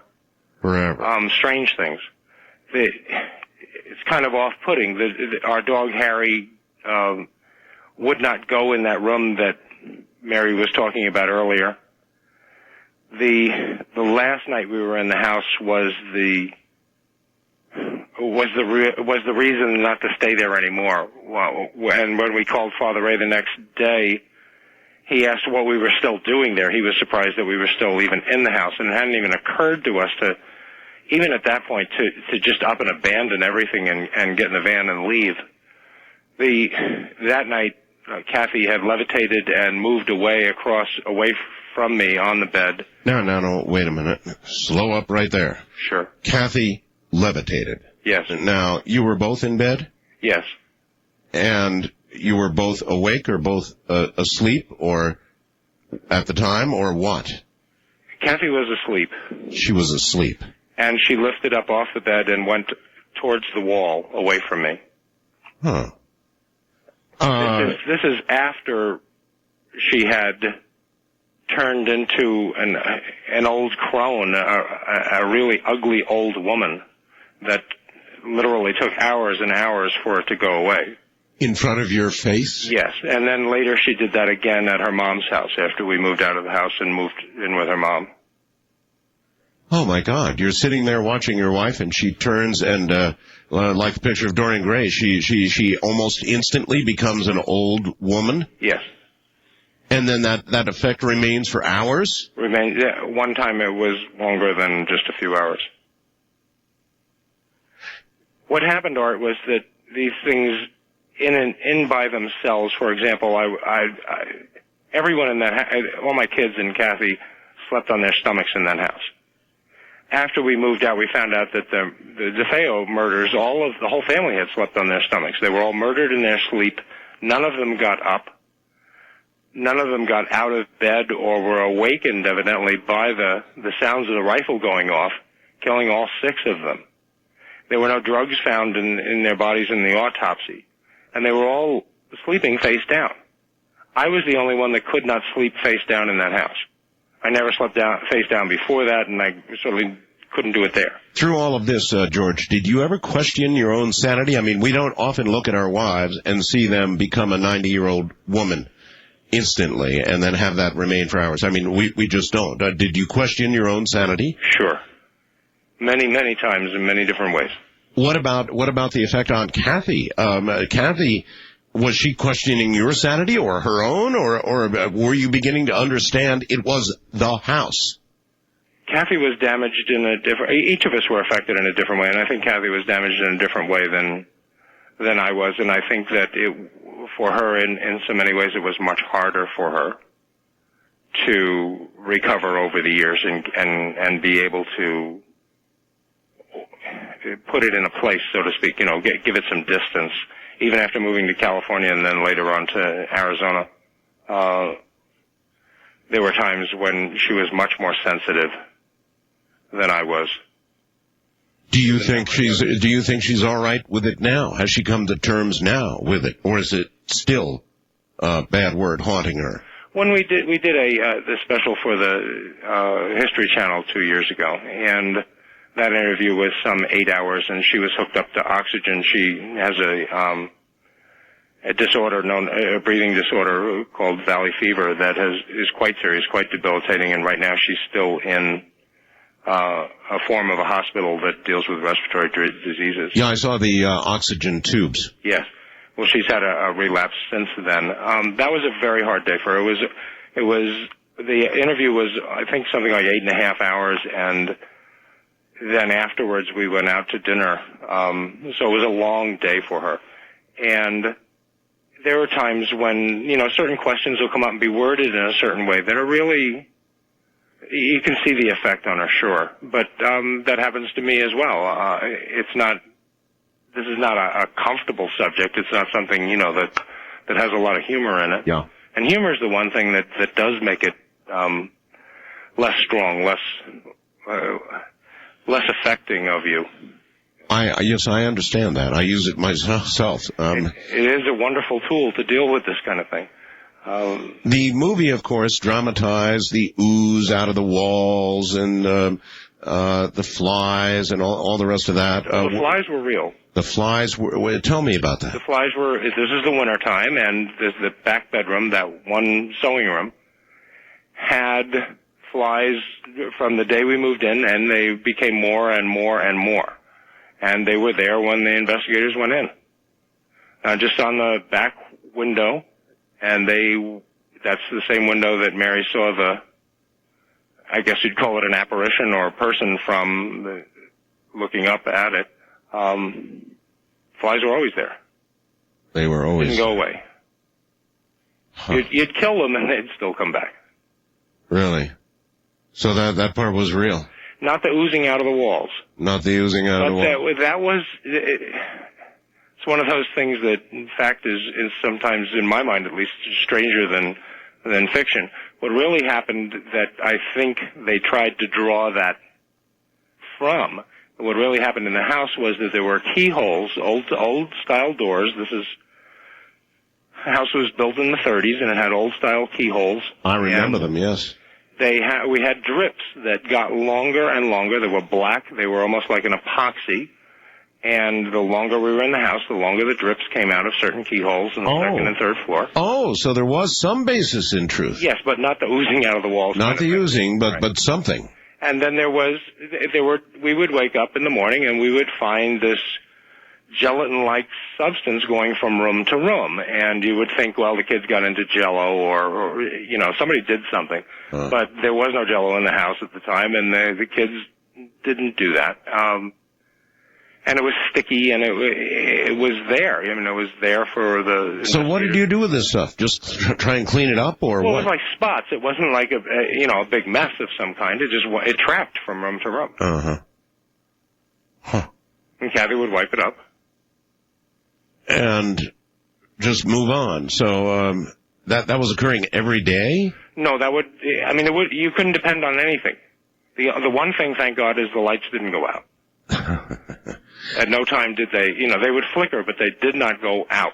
They would flicker, though? Yeah. So I guess I see what you mean by a three-ring circus. All of this kind of thing was going on. Well, I'm sorry, I strayed from where I was going before. One of the things was that I would be laying there in bed on my back, and everyone else would be asleep, the house would be quiet, and I'd be getting ready to go to sleep, and I would hear... or I would be already asleep, and I would wake up to a sound of musicians tuning up downstairs. Really? And I would think that a clock radio went off and it was off the station or something like that. And there is no clock radio down there, but that's the first thing that comes to your mind. You wouldn't know what else it could be. Go down there, and there'd be no noise, and the dog would be asleep right by the front door. Harry was a big black Malamute. He wasn't, he wasn't a shirking little princess. He was a really cool dog, and he was in love with those kids. He was gotten as a tiny puppy. I don't know whether you've ever been asked this, George, but it's a logical question in view of the DeFeo slaughter. Was there ever a time when you found your mind drifting to an awful place where you were perhaps being urged to or considered doing evil yourself, George? It's not a question I've ever answered in public. Really? Yeah. It's, I don't know that I'll answer you this straight out, okay, but what I will tell you is this. The tool we mentioned of humor? Yes. I told Father Ray many of the things that went on for us, and he was the one that told me about humor. That evil can't stand it. It can't be in the presence of it. It has no understanding of humor. It can't relate to it. And it drives it away. And I had to learn the mental ability, if you will, to be able to think of something humorous when I would get a thought that I didn't like. So you did answer it. You did get them. And that's how you responded. That's the only thing that's ever worked other than the rosary. A kind of a defense. Humor is a defense. There's no question about it. I mean, you're right about that. It is. And so you were strong enough to muster that up as a defense. Well, it became an exercise, but it took years to get for it to be just an exercise and not something that was a real struggle. I understand that you actually began to have some feelings of sorrow or caring about DeFeo, who's going to be in jail for 6 life sentences. And the only reason that I could understand that you would begin to get those feelings is because you would understand perhaps a little bit of what he went through. And that's why I asked you the question, George. There's no doubt in our minds, never has been any doubt after living there, that a sane person doesn't do this to his family. And someone with any kind of right thinking or ability to reason, that reason has been taken away or has been obfuscated in such a way, occluded or clouded, or they've been separated from their reasoning powers in a way that most of us hopefully will never understand. And there's no doubt in our mind that he was influenced by that house and that he was controlled, at least for a point. He provided a service to that, if you will, that was so horrible that he couldn't live with it or realize it himself, and without extreme long-term psychiatric care is no help of redemption of any kind in this life. Do you think that his case should be reviewed for the reasons you're talking about right now? I don't know I don't know that matters.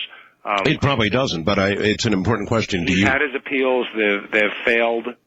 I think that a disservice was done to him terribly years ago, that it wasn't a full-blown insanity plea, that it wasn't appealed on that basis, that it wasn't an absolute that he needed psychiatric care and still does. I think it's inhumane to think that, okay, they got the guy. He did it. Yes, physically he did the murders, but spiritually, emotionally, no. I don't believe that he's, in a pure sense, responsible for that as a human being. I think that he needs help, and I don't think that anyone cares enough to try to get it for him anymore. We did what we could, and we tried a number of different ways, and his attorney, William Weber, wanted to do a book and make money off him and signed Ronald DeFeo up for a 5% cut of whatever book that his lawyer did, put together. So it became obvious that these people were not going to try to help him. The final night that you spent in that house, you've never talked about. You've always refused to talk about the last night in the house. Why? What happens, Art, is when you do that, the worst of it comes back. It's not like it disappeared. It's not like I can detach myself from it and just talk about it like what I did yesterday. You feel it. Not all of it, thank God, but it comes back and it's not a pleasant experience. I was laying there in bed. Kathy levitated and I had to grab her to keep her from going off the bed. There is no question in your mind, George. You weren't dreaming this. You weren't asleep. Yeah, I mean, it's an obvious question. Yes. Yeah. No, there's no question.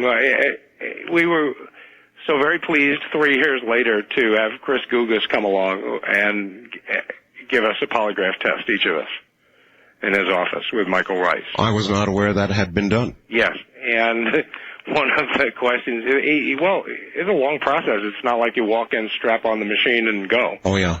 You have to agree to the questions. They have to run a baseline. They do a physiological workup to get within that baseline so that they can get the real responses. Yes. Chris Gugas had taught the use of the polygraph. He was considered number 2 and number 3 man in the world at the time. He had taught the use of the polygraph throughout the world for the armed forces, for the Army, for their intelligence people.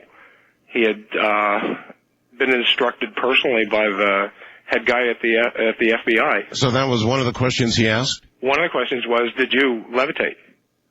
One of the questions was, did Kathy turn into an old woman? And you answered them all and went sailing past the polygraph? Absolutely. Later, those findings were published in the National Star, of all things. Huh. It was one of those things where the movie company was getting ready to release the movie, and they wanted to do this, and these are expensive tests. Oh, I'm well aware. They were willing to pay for it, and we said, get us the best there is, and we'll do it. Otherwise, we're not interested in doing it with someone that just got out of school. All right. You get 5 questions. They have to be yes or no. And that, you get one shot at doing this thing right. It's not like you have... Well, George, people who are lying usually don't agree to a polygraph. That's for damn sure. George, hold on. We're at the bottom of the hour. George Lutz, who with his family lived the Amityville Horror, is my guest. And tonight you're hearing the real story of what happened in that home. From the high desert, I'm Art Bell. Tonight you're hearing what really happened at Amityville. My guest is George Lutz. Can you imagine? I'm going to ask in a moment. I want to go back to it. Can you imagine looking at your wife and seeing her instantly becoming an old woman, a very old woman, a 90-year-old or better woman?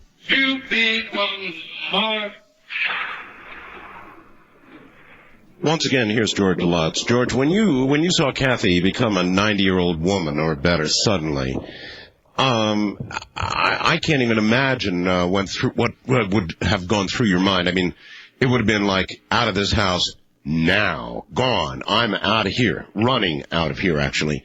But to see that happen to your wife, apparently more than once? Yes. Yeah, more than once. I mean, what went through your mind? Aside from questioning your own sanity, once you realized this really was going on, what did you think was happening?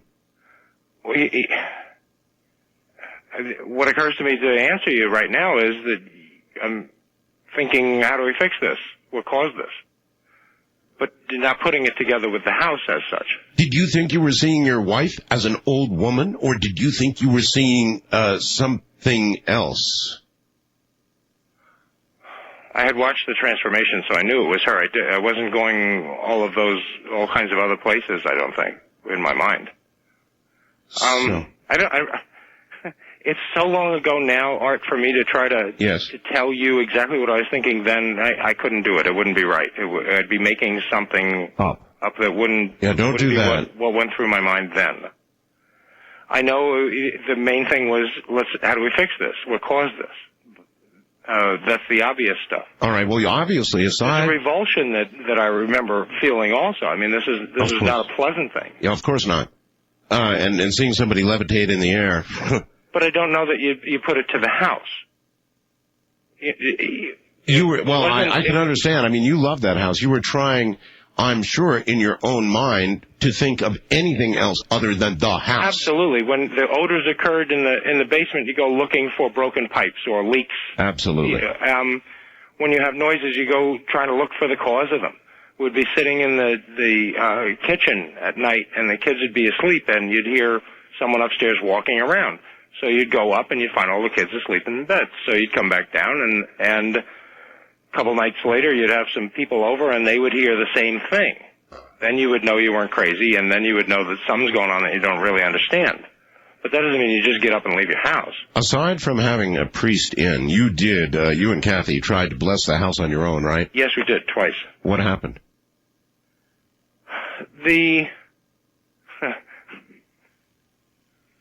We were told it didn't work.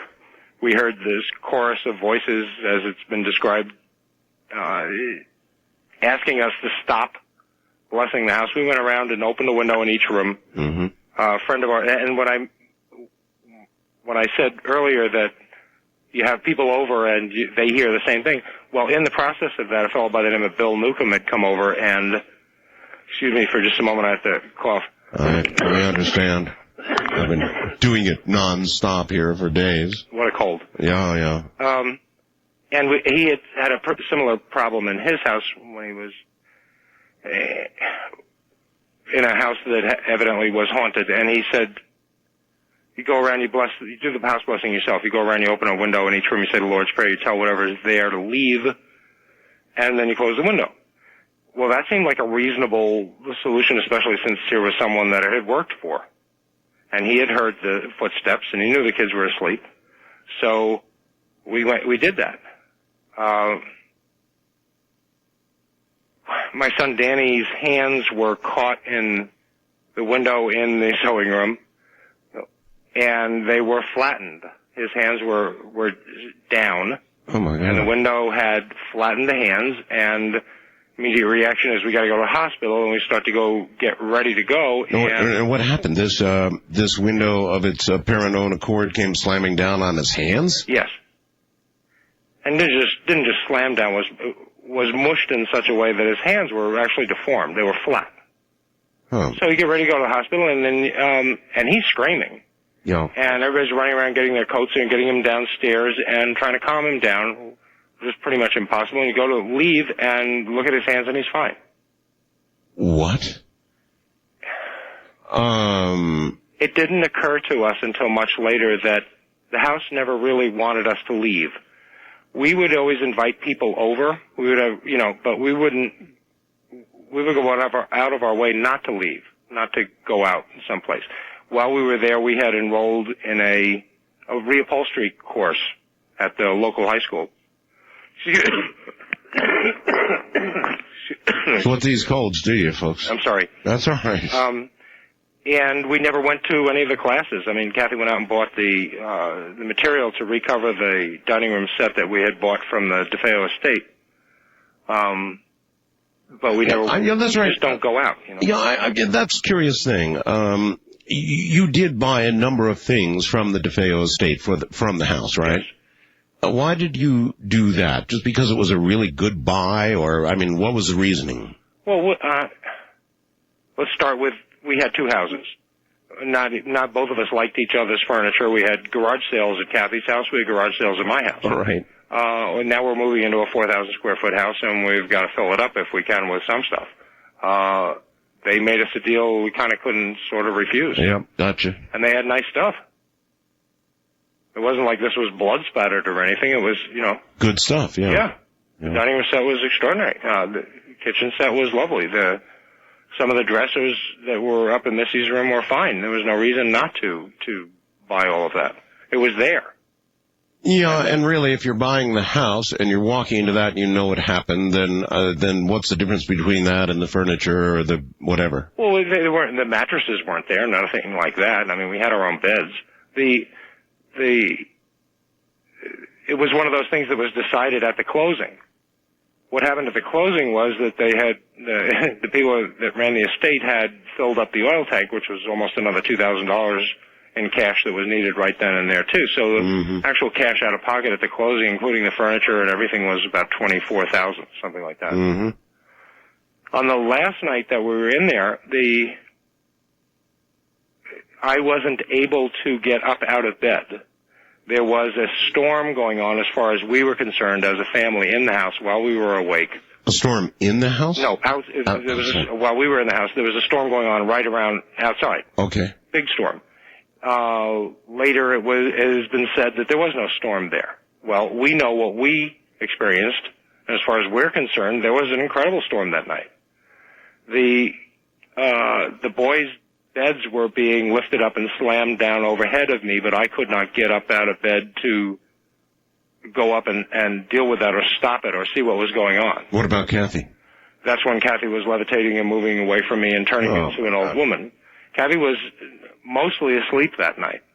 Well, I had brought Harry, our dog, up and tied him to the master bedroom doorknob for him to stay there right there. And he kept getting up, walking in circles, throwing up, and then going back to sleep again. When you say you couldn't get up, you say you didn't sleep on your stomach, right? Right. I could not get up out of bed. You literally couldn't move? No, I could not move. And this went on all night long? This went on for most of the night. The bed was soaking wet. And it was from sweat. Prior to this night, had you been talking to Kathy at all privately? I would assume you would have conversations with Kathy about what was going on aside from the children. Yes, and she would tell me what Missy would say to her, and the boys were treating each other differently than they had before we moved in. Everyone kind of went to their own spaces at times. For each of us, we learned later it was a different experience at times in the house. It wasn't like we all experienced everything in unison or saw the same things or heard the same things. Well, that's the next question I was going to ask. Do you have any knowledge, George? I asked you about your own state of mind and whether you were perhaps being pushed to do something awful or felt moments of that. I wonder if since you found out that anybody else in the family was being pushed in one way or the other. You'll need to ask me that again a different way if you would. Sorry, I want to answer this in a way that I am assuming what you're asking me. Yeah. Are you now aware that anybody else in your family was being affected in a particularly negative way, perhaps to the degree that they might have done something awful? And if you don't want to answer that... No, I'm not aware of that. No, that's not... The boys were little. Unfortunately, in America, we live in a time where little boys have done some pretty awful things. And so, if there was evil in that home, George, its effect could have been different on each and every one of you. It was different on each of us, Art, but it wasn't, I don't think of it in those terms. I haven't never considered that was a strong possibility. One of the things we did, though, going back to your previous question, though, and this will probably help with this, is we tried to talk to Father Ray a number of times. We got phone static, got hung up on, unable to call him from the house. I would go to my office and I'd be able to talk to him and tell him what was going on. We asked him to come back to the house to bless it. The blessing hadn't worked. Mm-hmm. That when we got through to him the next morning after our last night there, and he asked us why we were still there, that's when it was like slammed home. We got to leave. He's not coming here. He's not going to do anything, and we're not going through any more of this. Well, did he ever break down and actually tell you what he really thought about that house? Obviously, if he said, well, you're still there like that. Yes, he did. And then, but it was after we moved out. Yeah, and what did he say? His words were almost parallel to Father Malachi's in some ways. He said they knew about the house, meaning the Archdiocese, the Catholic Church. Oh. That they knew that there had been things that had gone on when the DeFeos were there. The DeFeos had masses set there, which may have very well triggered what went on for them, just like having the house blessed did for us. When I heard, and I never heard the words myself on your show that Father Malachi said, but when I heard that he said the church knew about this, yes, that was not a surprise to me. It was a surprise that he said it on the air live, because the church has denied and denied and denied the existence of evil in that house at that time. Well, George, Father Martin admitted and said a lot of things that the church, as an organization, would not be willing to. Father Martin was close to a couple of popes. He was way up in the Catholic Church at one point. Father Martin said some things about the Church and the Vatican itself that I'm sure the Vatican would have preferred he not say. But that was, I considered that truly a heroic act. Oh, indeed. When I heard that, because the Church has gone to great lengths in different interviews and at different times to deny that there was any validity to this case. And for him to say that and know it, and I've heard this from other priests privately over the years, but the church has never, said, look, we know there was a problem with the DeFeos in that house, and we believe that there's something really wrong there. It's a strange thing, George, when you think about it a little bit. My wife is a non-practicing Catholic. I'm not a Catholic, and I think I'm not very strictly in a church religious way. That's not me. I think that I certainly believe in a creator and so forth and so on, but I think it's strange, George, that the church itself, which preaches that there is a God and there is a heaven and there is all the rest of it, seems, particularly in modern times, to be in denial about the opposite, about evil, which so obviously to even a halfway rationally thinking person ought to be. If you've got good, I mean, there seems to be an opposite to everything, then there's also evil in the world, and the church seems to be in official denial about evil. You agree with that? I think of it in a different way. I'm not going to say that I disagree with you. I understand why you say what you do. I have no idea really why I'm more tolerant maybe than being so quick to condemn the Catholic Church like so many people are right now. I don't know if this is I don't know if it's condemnation. I understand, but look, I'm a divorced Catholic. I can't partake of the sacraments. I became a Catholic after this, voluntarily. At one point I was a Eucharistic minister in San Diego, at the Mission San Diego de Alcala, which is the basilica in San Diego. Nothing pleased me more than to be a part of the church. But when I got divorced from Kathy, that was my ability to partake of the sacraments was gone. And that hurt, and it still does. I went to Mass for the first time on Christmas Eve, first time in something like 12 or 13 years, this last week. And it wasn't the same as going to a Mass that Father Ray said. When you went to Mass with Father Ray, it was a joyous celebration. And this was a serious Christmas Eve Mass, and there was nothing wrong with it. It was like the heart had gone out of some of it. And I miss that. And I will always support the Church, the Catholic Church, and if they have, for their reasons, done and said things that they believe are right and they can believe in their heart is true, okay. But we have pictures of apparently what is a very good likeness of Padre Pio, who is now Saint Pio, in the house, appearing to there on the side of a moose head that was my grandfather's. And at the time that picture was taken, Lorraine Warren is one of the psychics who was in the house, who's been on your show, was saying a prayer to Padre Pio, asking him to come and be with her in spirit there at the house. This is during the investigation. And so, the picture is more important to me than what the church says, what some priest says that wasn't there. Yes. Okay? The picture means more to me. And I hold Padre Pio very dear in my heart, and always will. George, the last night in the house, do you remember the actual time of day you left? Was it morning? Was it nighttime? Somewhere around 4 in the afternoon. In the afternoon, really? So you had that horrible night where you couldn't get out of bed, and then you had all day long until 4 in the afternoon before you left that house. What was that day like? Well, it's that's that idea that the house doesn't want you to leave. Getting out of that house wasn't easy, even after Father Ray saying, "What are you still doing there? Get out. Go. Can't you go someplace? You can go to Kathy's mom's house. Go someplace. Go to Lee's mom's house."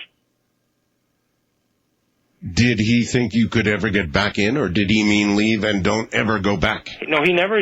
I don't think we would have left if he had said, as silly as that sounds, I don't think we would have left if he had said to us, "No, you're leaving and you're leaving your stuff and you're not coming back and forget it." I don't think he could have gotten us out. I think without him choosing the right words, that was one of those things about meeting him that was just so extraordinary about him. He later went on and got a degree in forensic psychiatry. Uh-huh. He just knew what to say to move you, to get you to do what you needed to do, even if you were in denial. The only other priest I ever found like that was the Archbishop of Canterbury's exorcist, Reverend Neil Smith. And that was years later when we did a book tour for the original book in London, England. We met with him through a reporter for the for the London Times. Her name is Dani Brooke, and she had even published a book on natural childbirth. She was quite a well-known reporter at the time, and she introduced us, made arrangements to meet with Reverend Neil Smith, and he performed for us what some people would call an exorcism. I call it more of a blessing. But it was a rite of separation in the Anglican Church, and it was a separation from the house, from the effects of the house. He looked right at Kathy and said, "You're still affected by this." Did Father Ray think that if you didn't leave that house, somebody was going to die? Yes, he did. Hold on, George. George Lutz is my guest. He, along with his family, lived the Amityville Horror. Tonight you're hearing what really went on in that house. From the high desert, I'm Art Bell. The Amityville Horror, the real thing. George Lutz is here. He, with his family, lived the Amityville Horror, the real thing. That's what we're talking about tonight. We'll get right back to it. Stay right there. Don't fear the Reaper. I don't fear death, but I do fear evil. There's a big difference, I think. Now, George, I'm going to revisit this again. And I know you've never really answered this publicly when I asked you about your state of mind through this and whether you ever thought that you were perhaps on the edge or even considering, even flitting through your mind that you might do something bad. There was a story that you took your gun. You had a gun. Yes, I'm sorry, I can't get this to go off of speakerphone now, so I'm going to have to talk to you on the speaker. I hope that's... Oh, that's really bad. Let's see, just put it on hold and then pick up the phone. Try that. It didn't work. It didn't work? No, sir. For the whole break, I've been trying to get this to go off a speaker. I was on the speaker so I could make sure I got back here on time. Oh, my goodness. All right. Maybe it's still following you from Amityville. I mean, that shouldn't be. No, this is the first time it's ever happened with this. So I'll tell you what I'm going to do. I'm going to call your number back. Okay, if you hang up on me, then I'll just pick it up and it won't be on speaker. You got it. Okay, sorry about this. That's all right. Maybe something is following us. Who knows? Now, wait a minute. I don't want to do that. I don't want to do that. Go away. There we go. Well, now isn't that strange? My phone is acting strange, too. Let's try this again. All right. Let's give it a try. This is really weird. You never know. You never know. Sometimes just talking about these things seems to bring them on. I've been concerned about that for years. Let's give it a try here. George, are we back on the phone? Yes, I am. All right. Oh, very good. All right. Let me try again now. George, again, with regard to your state of mind, there was a story that you went to the Amityville Police Department and you turned in your gun, saying that you perhaps had an impulse to murder your family. Is that a bogus story, or did you turn in your gun? I had a license to carry a firearm in Nassau and Suffolk counties in upstate New York, but not in the 5 boroughs of New York City. Right. And the Sullivan Act in New York prohibits it, and it's a felony. Right. So we were going into the city, so the proper thing to do is to drop it off at a local police station. That's what I always did. Uh-huh. No, nothing else to that story. So there was nothing about any impulse or any of the rest of it. It was just you dropped it off. Right. That's what you're supposed to do. Were you ever concerned about the fact that you were in possession of a gun? I mean, did that ever give you pause for thought? Well, it's a responsibility, but not in terms of the house. Mm-hmm. Yeah, okay. That's what I meant. Yeah, not in terms of the house. No, I had a cash payroll for my business. That's why I had a license to carry. And it's not an easy thing to get. I know. All right. You left the house 4 o'clock one afternoon. You just, enough is enough.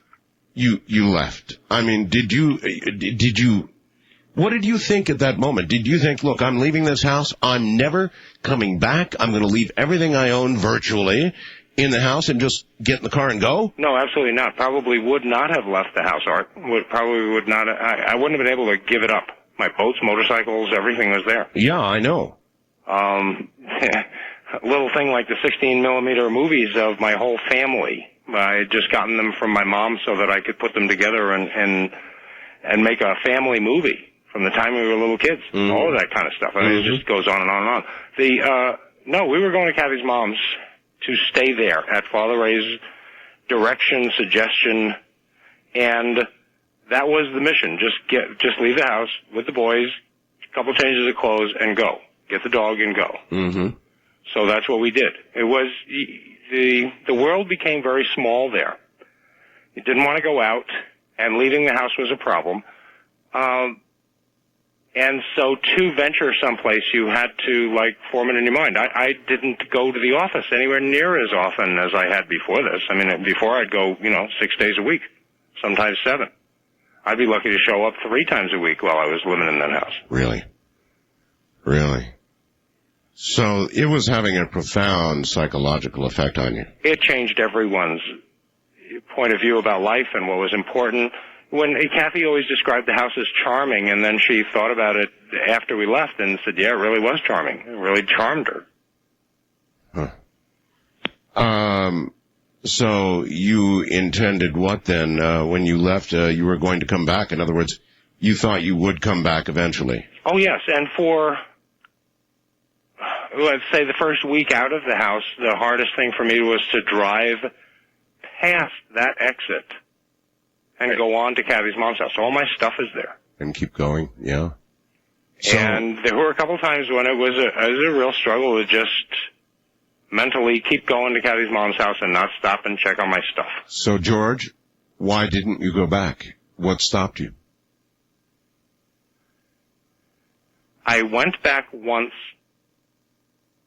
with another psychic his name is Dr. Heffernan. He said that he cleared the house. He said that we would, Kathy didn't come with me. It was a Sunday afternoon. He had a little girl with him. He went into trance. He had someone else with him as well. And he said we would smell violets and know that the house was cleared. I didn't smell them. I wasn't convinced. And that was the last time I was there. So when Laura DeFeo found the Warrens and got them to come down, she had wanted to get Hans Holzer to come, and he was busy at the time. He went to the house later.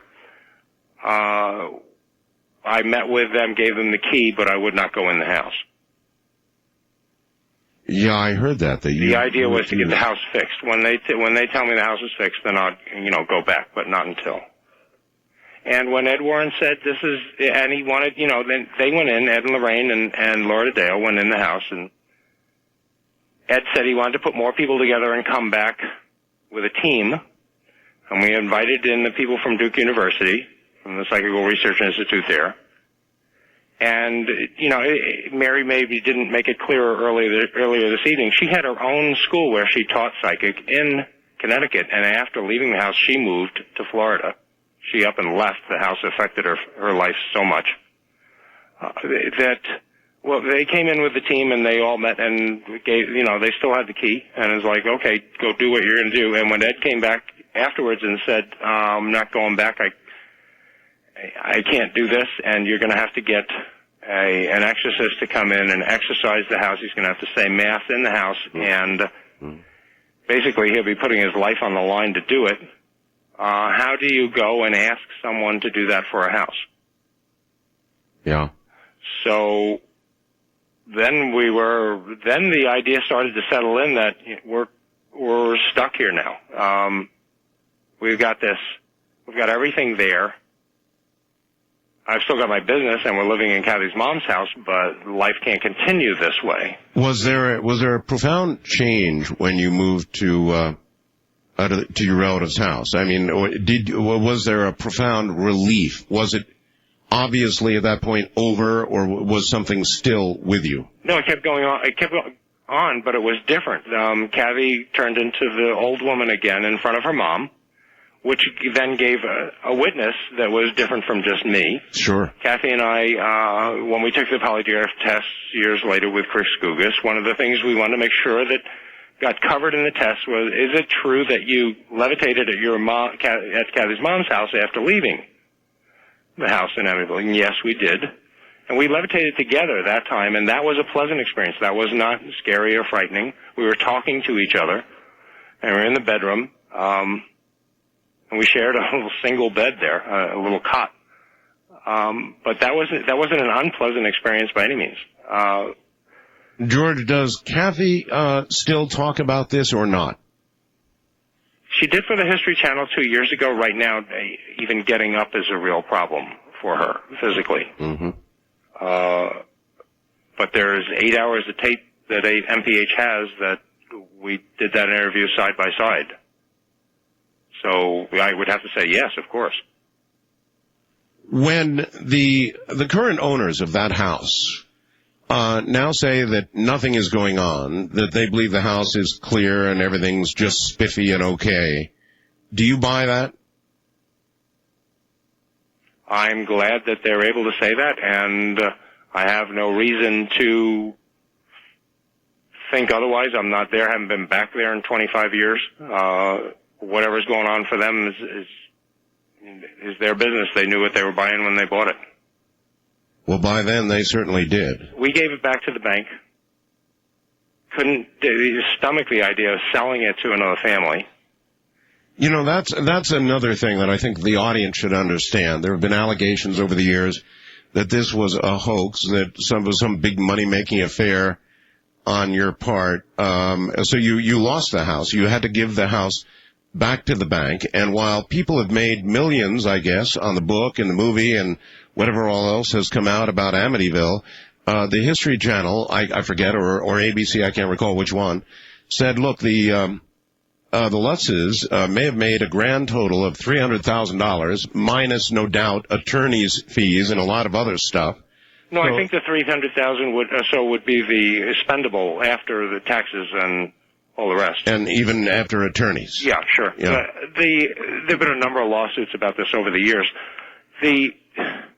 What happened is we moved out in January of '76.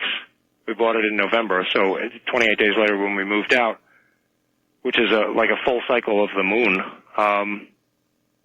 which I don't know whether that matters or not. But eventually I sold my business. I put it up for sale in the Long Island, in the New York State Surveyor's Civil Engineering magazine, and the first buyer bought it. We wrote up a contract right then and there between the two of us. A couple days later, his attorney and my attorney put it into formal language, transferred the ownership. My grandfather had died during that time, and some of his furniture that my mom and my aunts did not want from his house, we got some of that furniture, and I had one motorcycle that I managed to hold on to and salvage from the whole thing. A couple people went in on Easter Sunday for us and got my grandfather's chest back out, which was just about all that we were able to get out of the house. We donated the food to the Salvation Army, and that was it for that. On Mother's Day of 1976, we landed in San Diego on a plane. We gave the car away. One of the last office cars that I had, gave it to the guy that was at the ticket place where you show up at JFK and said, here's the keys, here's the title. Oh, my God. And you were really cutting all ties, weren't you? Oh, it was gone. Yeah, you bet. I had one car still there that we had bought. We got rid of the van because it developed a problem that wouldn't go away. So I had bought a 1973 Thunderbird, a used car that we used, and then I left that at Father Ray's rectory, and we went on out to San Diego. And we got off the plane there, and we had hotel reservations up in Del Mar, and we stayed at the Del Mar Inn for a couple of weeks, and Kathy found a condo for us to rent over in La Jolla, and we stayed there for a while, and then I went back to get the car, and meanwhile Kathy had found a house out in Tierra Santa, and we moved there and rented a house for a couple of years. Mm-hmm. And then eventually we bought a house up in Carlsbad. And at this point, do you think the effect of what had happened to you was gone or still in some way with you? I kind of always looked at it like it had a half-life. I eventually came to believe that the half-life wasn't necessarily the same as it would have been for something radioactive, but that as time went on, it would go away, it would get less. There were many times when we really made an effort not to blame everything that went wrong in our lives on the house. Yeah. And so we would be asked and we'd say, yeah, it appears to be over. It's over. For us, it's gone. And then so many other things would go wrong. I'll give you an example. When we left New York, we didn't have a book contract. We had Weber, DeFeo's attorney, had asked us to sign a book contract with him, and we refused because of all this was a really thick contract, and it was very disturbing. This was a guy that was trying to get us to donate the house to his corporation and then take lie detector tests, and if we failed the lie detector test, then we were going to give him the house anyway and everything else, plus he was going to get to say what we did with the rest of our lives with regard to the story, and it was just beyond belief. Plus he was going to pay DeFeo 5% of proceeds for murdering his family. So a friend of ours hooked us up with Tam Mossman, who's the editor for Jane Roberts' books, the Seth Speaks books, that Prentice Hall had published, and Tam Mossman knew Jay Anson and had suggested him. We met with Jay Anson. We spoke with him. We gave him the research materials we had done on the house and some tapes that Kathy and I had done just to undo this. We were sitting around talking about it at Kathy's mom's house afterwards, over the weeks after we had left the house, and said, look, we're not going to sit down and be interviewed about this. You can do what you can from the tapes, and then we'll try to correct whatever you write or help you out with that, but we're just not going to relive this. We've done it once, and we're not doing it again. We did it for the tapes. We went to California, and a year and a half later, as the end of August in 1977, is when we actually had a book contract. Then, right after that, Anson sold the rights for the movie rights to CBS without our permission. He just went ahead and did it. Mm-hmm. And then AIP found out about American International Pictures, and what they did was they went and got the rights from CBS and came to us and said, we're going to make a movie. And we said, how are you going to do that? You don't have our permission to do that, and it's our story. And so we had to renegotiate all of that. And in the process of that, then we were finally able to get some control back over what happened with the story in the future. Not then, but in the future. So we got what's known as the sequel rights, which is very rare. You just don't do that. And it was just one of those things that just happened to work out right. Who was ever thinking of sequels then? Oh, of course. Anson did a deal with us that it was about 8-9 years later that we discovered that he and Myron Saland, who he had worked for at the time at Professional Films, they became the producers for the movie, and so far they've made about $22 million personally between the two of them. So in other words, a lot of people have made a lot of money. Well, Anson and Saland, from this, the author of the original book, he made at least $10 million for himself. Millions and millions. And yeah, you cleared maybe $300,000. We cleared after taxes and lawyers, yeah. $300,000. So we got the sequel rights, so no one can do anything with the Amityville Horror story in the future without our permission. Mm-hmm. Which may, I guess one can hope, will turn out well for you. Who knows? Well, my attitude about it has always been one that not necessarily everyone understands or agrees with, but it's one I came to on my own, and that is that whatever exposes this stuff happens, and we didn't know that. And we learned that from the people that we were fortunate enough to meet along the way. And people don't talk about it. And we can understand why they don't, because we understood there'd be controversy, and we understood there'd be naysayers. And oh, there's always those, George. I've had them all the time I've been doing this program. Stay right where you are. We'll be right back. It is. George Lutz is my guest. He, with his family, lived the real Amityville horror. In a moment, we'll get back to him. If you have a question, that's what our phone lines are for. So, it's now or never. I'm intensely curious about something, George. You contacted me, and you obviously then wanted to do this interview. I wonder why. You were going off the air, and I never have talked to you. You have the greatest respect around the country. Oh, that's very kind. Around the world about these kinds of things. Well, I surely appreciate your having contacted me. And there's another side to this, and you and I spoke of this. Yes.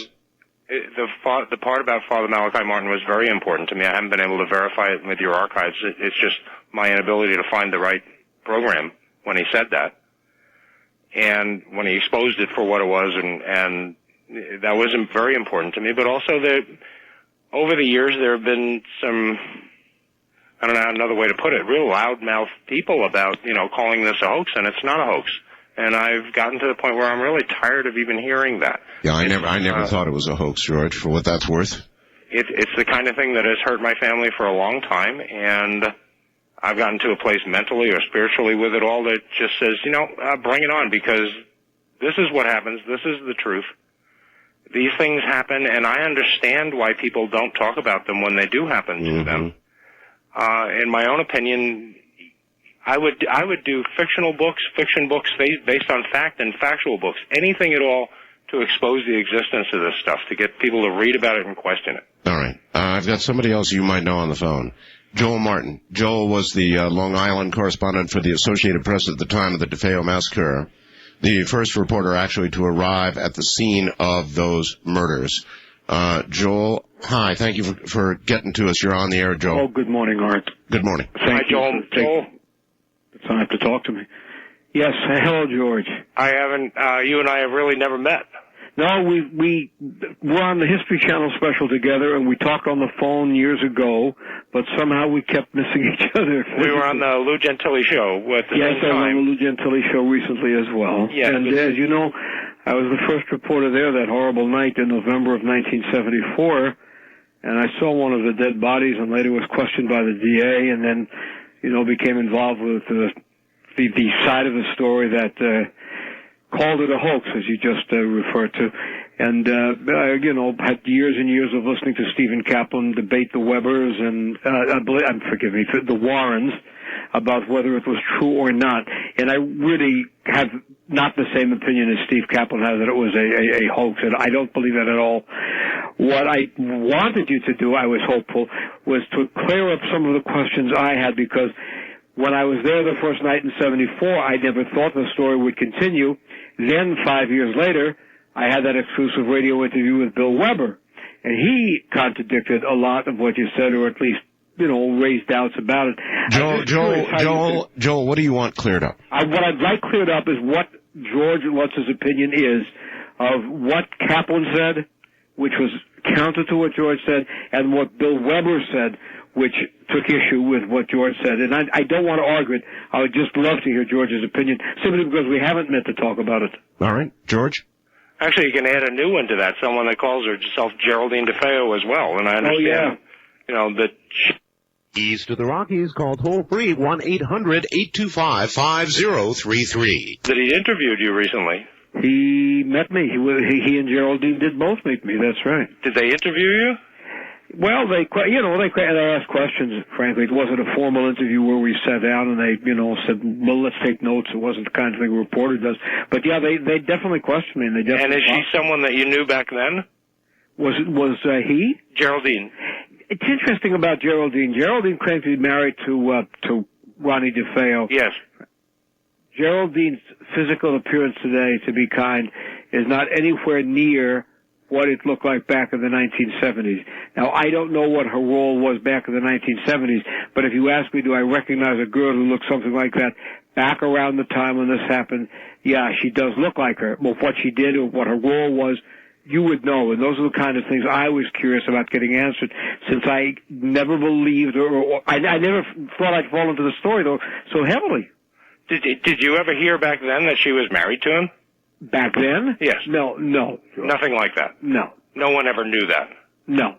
There was never brought up in the trial, not by Weber, no one? No. So for all practical purposes, in the 70s, she didn't exist? For all practical purposes, there was a girl who looked like that, but in terms of the story she tells, no, I never heard that story in the 70s. I never heard that story until much, much more recently. But, I recall the face, but that doesn't necessarily suggest that what she says is, exactly what happened. Joel, you've obviously followed this story for all these years. Oh, God, yeah. Are you I mean, how do you feel? I mean, do you think something happened in that house that took the Lutzes out of it? Yeah, you know what I think, frankly, I did not have the privilege of interviewing Malachi and Martin more than one time, and I know you did many, many times. Yes, I did. Yeah, and but I tend to agree with this concept that you mentioned before. And I don't know if you're referring to your own or Malachi and Martin's. I've been listening to it since this began. It's fascinating, by the way. I'm thoroughly enjoying it. I think that if you say there's good, you have to say there's evil. Mm-hmm. And I do think that if you fool around with things that you don't understand, you could be fooling around with things that are evil. And do you think that's what happened to the Lutzes? Yeah, absolutely. All right, Joel, thank you. And do you? I'm going to go ahead and disconnect there. Do you want to go ahead and address anything, George? Do you want to? Sure, I'd like to deal with what Joel brought up, which was about Stephen Kaplan and William Weber. Yeah, fire away. They're individuals that came to us in different ways. We sought out Weber, found out that he was the attorney for DeFeo, and so we contacted him through a friend of ours, Mimi Vetter, who worked as a receptionist, I believe it was, or an assistant of some kind at his dentist's office. She got a hold of him for us. We talked with him on the phone, told him that we had lived in the house, that we believed we had information that would get him help of some kind, help get DeFeo help, and we agreed to meet with him. And he came over to Kathy's mom's a couple of Saturdays, and we sat and we talked. At one time he introduced to us a fellow who was supposed to be a criminologist who eventually did an article that was unauthorized that was published in Good Housekeeping magazine, and another one in the New York Mirror, I think it was, in the Sunday News Mirror. Weber is a slick guy. He's a guy that will say what he wants to fit the moment.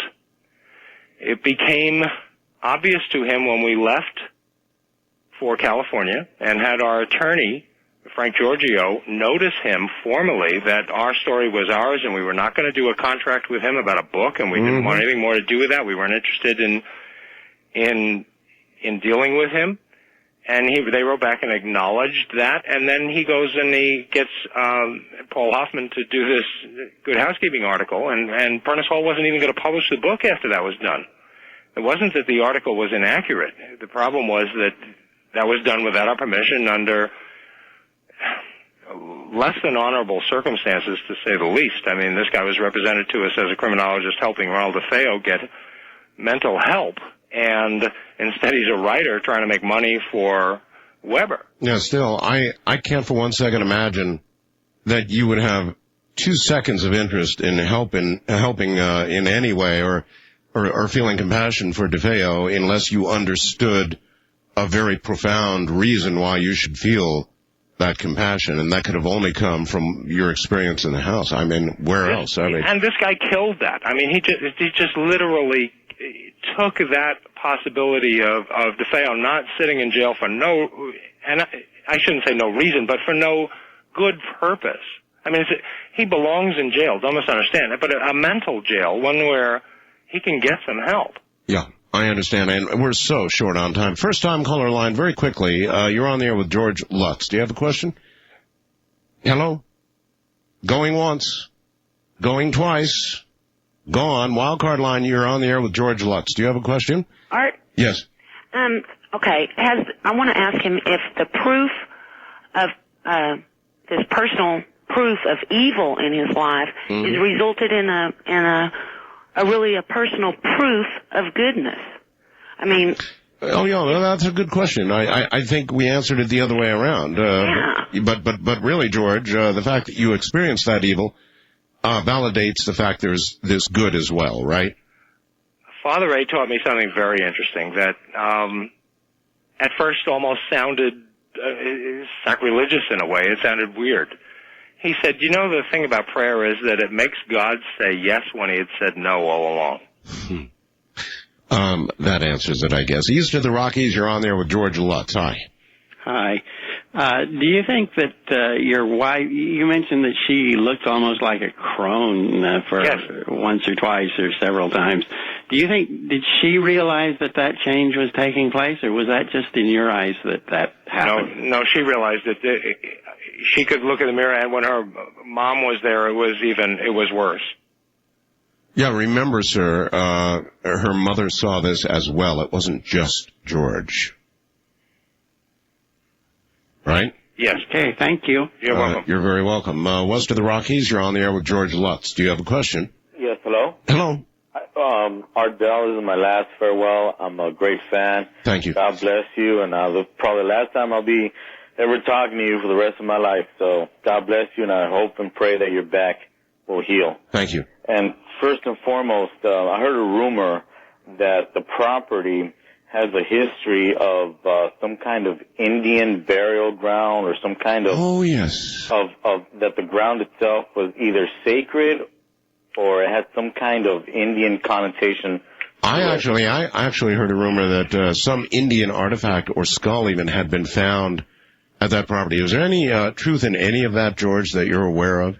When we first visited the Amityville Historical Society, we obtained maps and all kinds of information that we turned over to Anson that included that area as having been a place where there were Indians buried, and that they're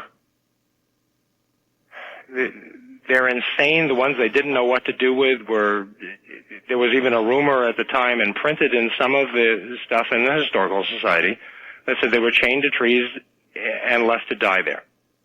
Not the nicest of circumstances by any means. All right. When the Amityville story was published, all of a sudden the Historical Society secreted that information away. We've, through other people, have been in contact with previous curators that know of this and are willing to talk about it. But as far as the town is concerned and the Amityville Historical Society, no, that was never true.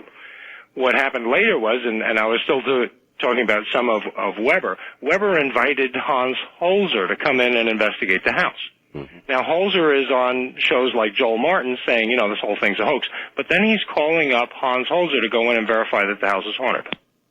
Pretty weird stuff when you put the two things together. Why is this guy double dealing this way? How does the town of Amityville now handle all of this? I mean, since? Well, they're not going to shut Holzer up, and Holzer says, without a doubt, what happened there with Ethel Johnson Myers when she went in trance was there's an Indian chief, and he's quite angry, and he's not going to go away until some things are restored back the way he thinks they should be. Now, I don't know about that. I wasn't there. I didn't own the house at the time. Weber made arrangements to go in with the bank because we'd given it back to the bank by then. The Historical Society has basically covered it up, from what I can determine, from what anyone else can determine since then. In your opinion. So, but now the town of Amityville, I mean, they must have a chamber of commerce there at Amityville. How do they... Well, we've never been their favorite people, that's for sure. No, huh? All right. Wild Card Line, you're on the air with George Lutz. Hello. Hi. Hi. Lee, you're obviously right about giving Art the respect he's due. I'm honored he took my call. I just want to say, Lee, this whole experience is obviously very personal to you, but as I heard and I listened very intently to Art's whole interview with you, I was kind of shocked when you got to the part that you said you and Kathy weren't together anymore, and I was wondering if you can say when you divorced and why, if it had anything to do with this or her turning into an old woman. That just seemed kind of... Her turning into an old woman didn't have anything to do with it. Yeah, but did the half-life of what happened and still maybe in some way present, do you think that had anything to do with it, George? The reasons we got divorced are really personal. We went in separate directions with regard to our own personal lives and religion. Our main interest, and we still talk, is the kids and of course their lives, and we're both very proud of our kids, all 5 of them, and we went on and had 2 more children after we left. 3 of my daughters today are ministers. Isn't that something? We couldn't be prouder of them, and so the reasons we got divorced, they're our own reasons. They're not something for the public, but we really just did go in separate ways. And you don't think any of there was any residual effect that I mean, sometimes it's really hard to know what drives something, but you think you think it had really nothing to do with it. Is that right? No, it's not right.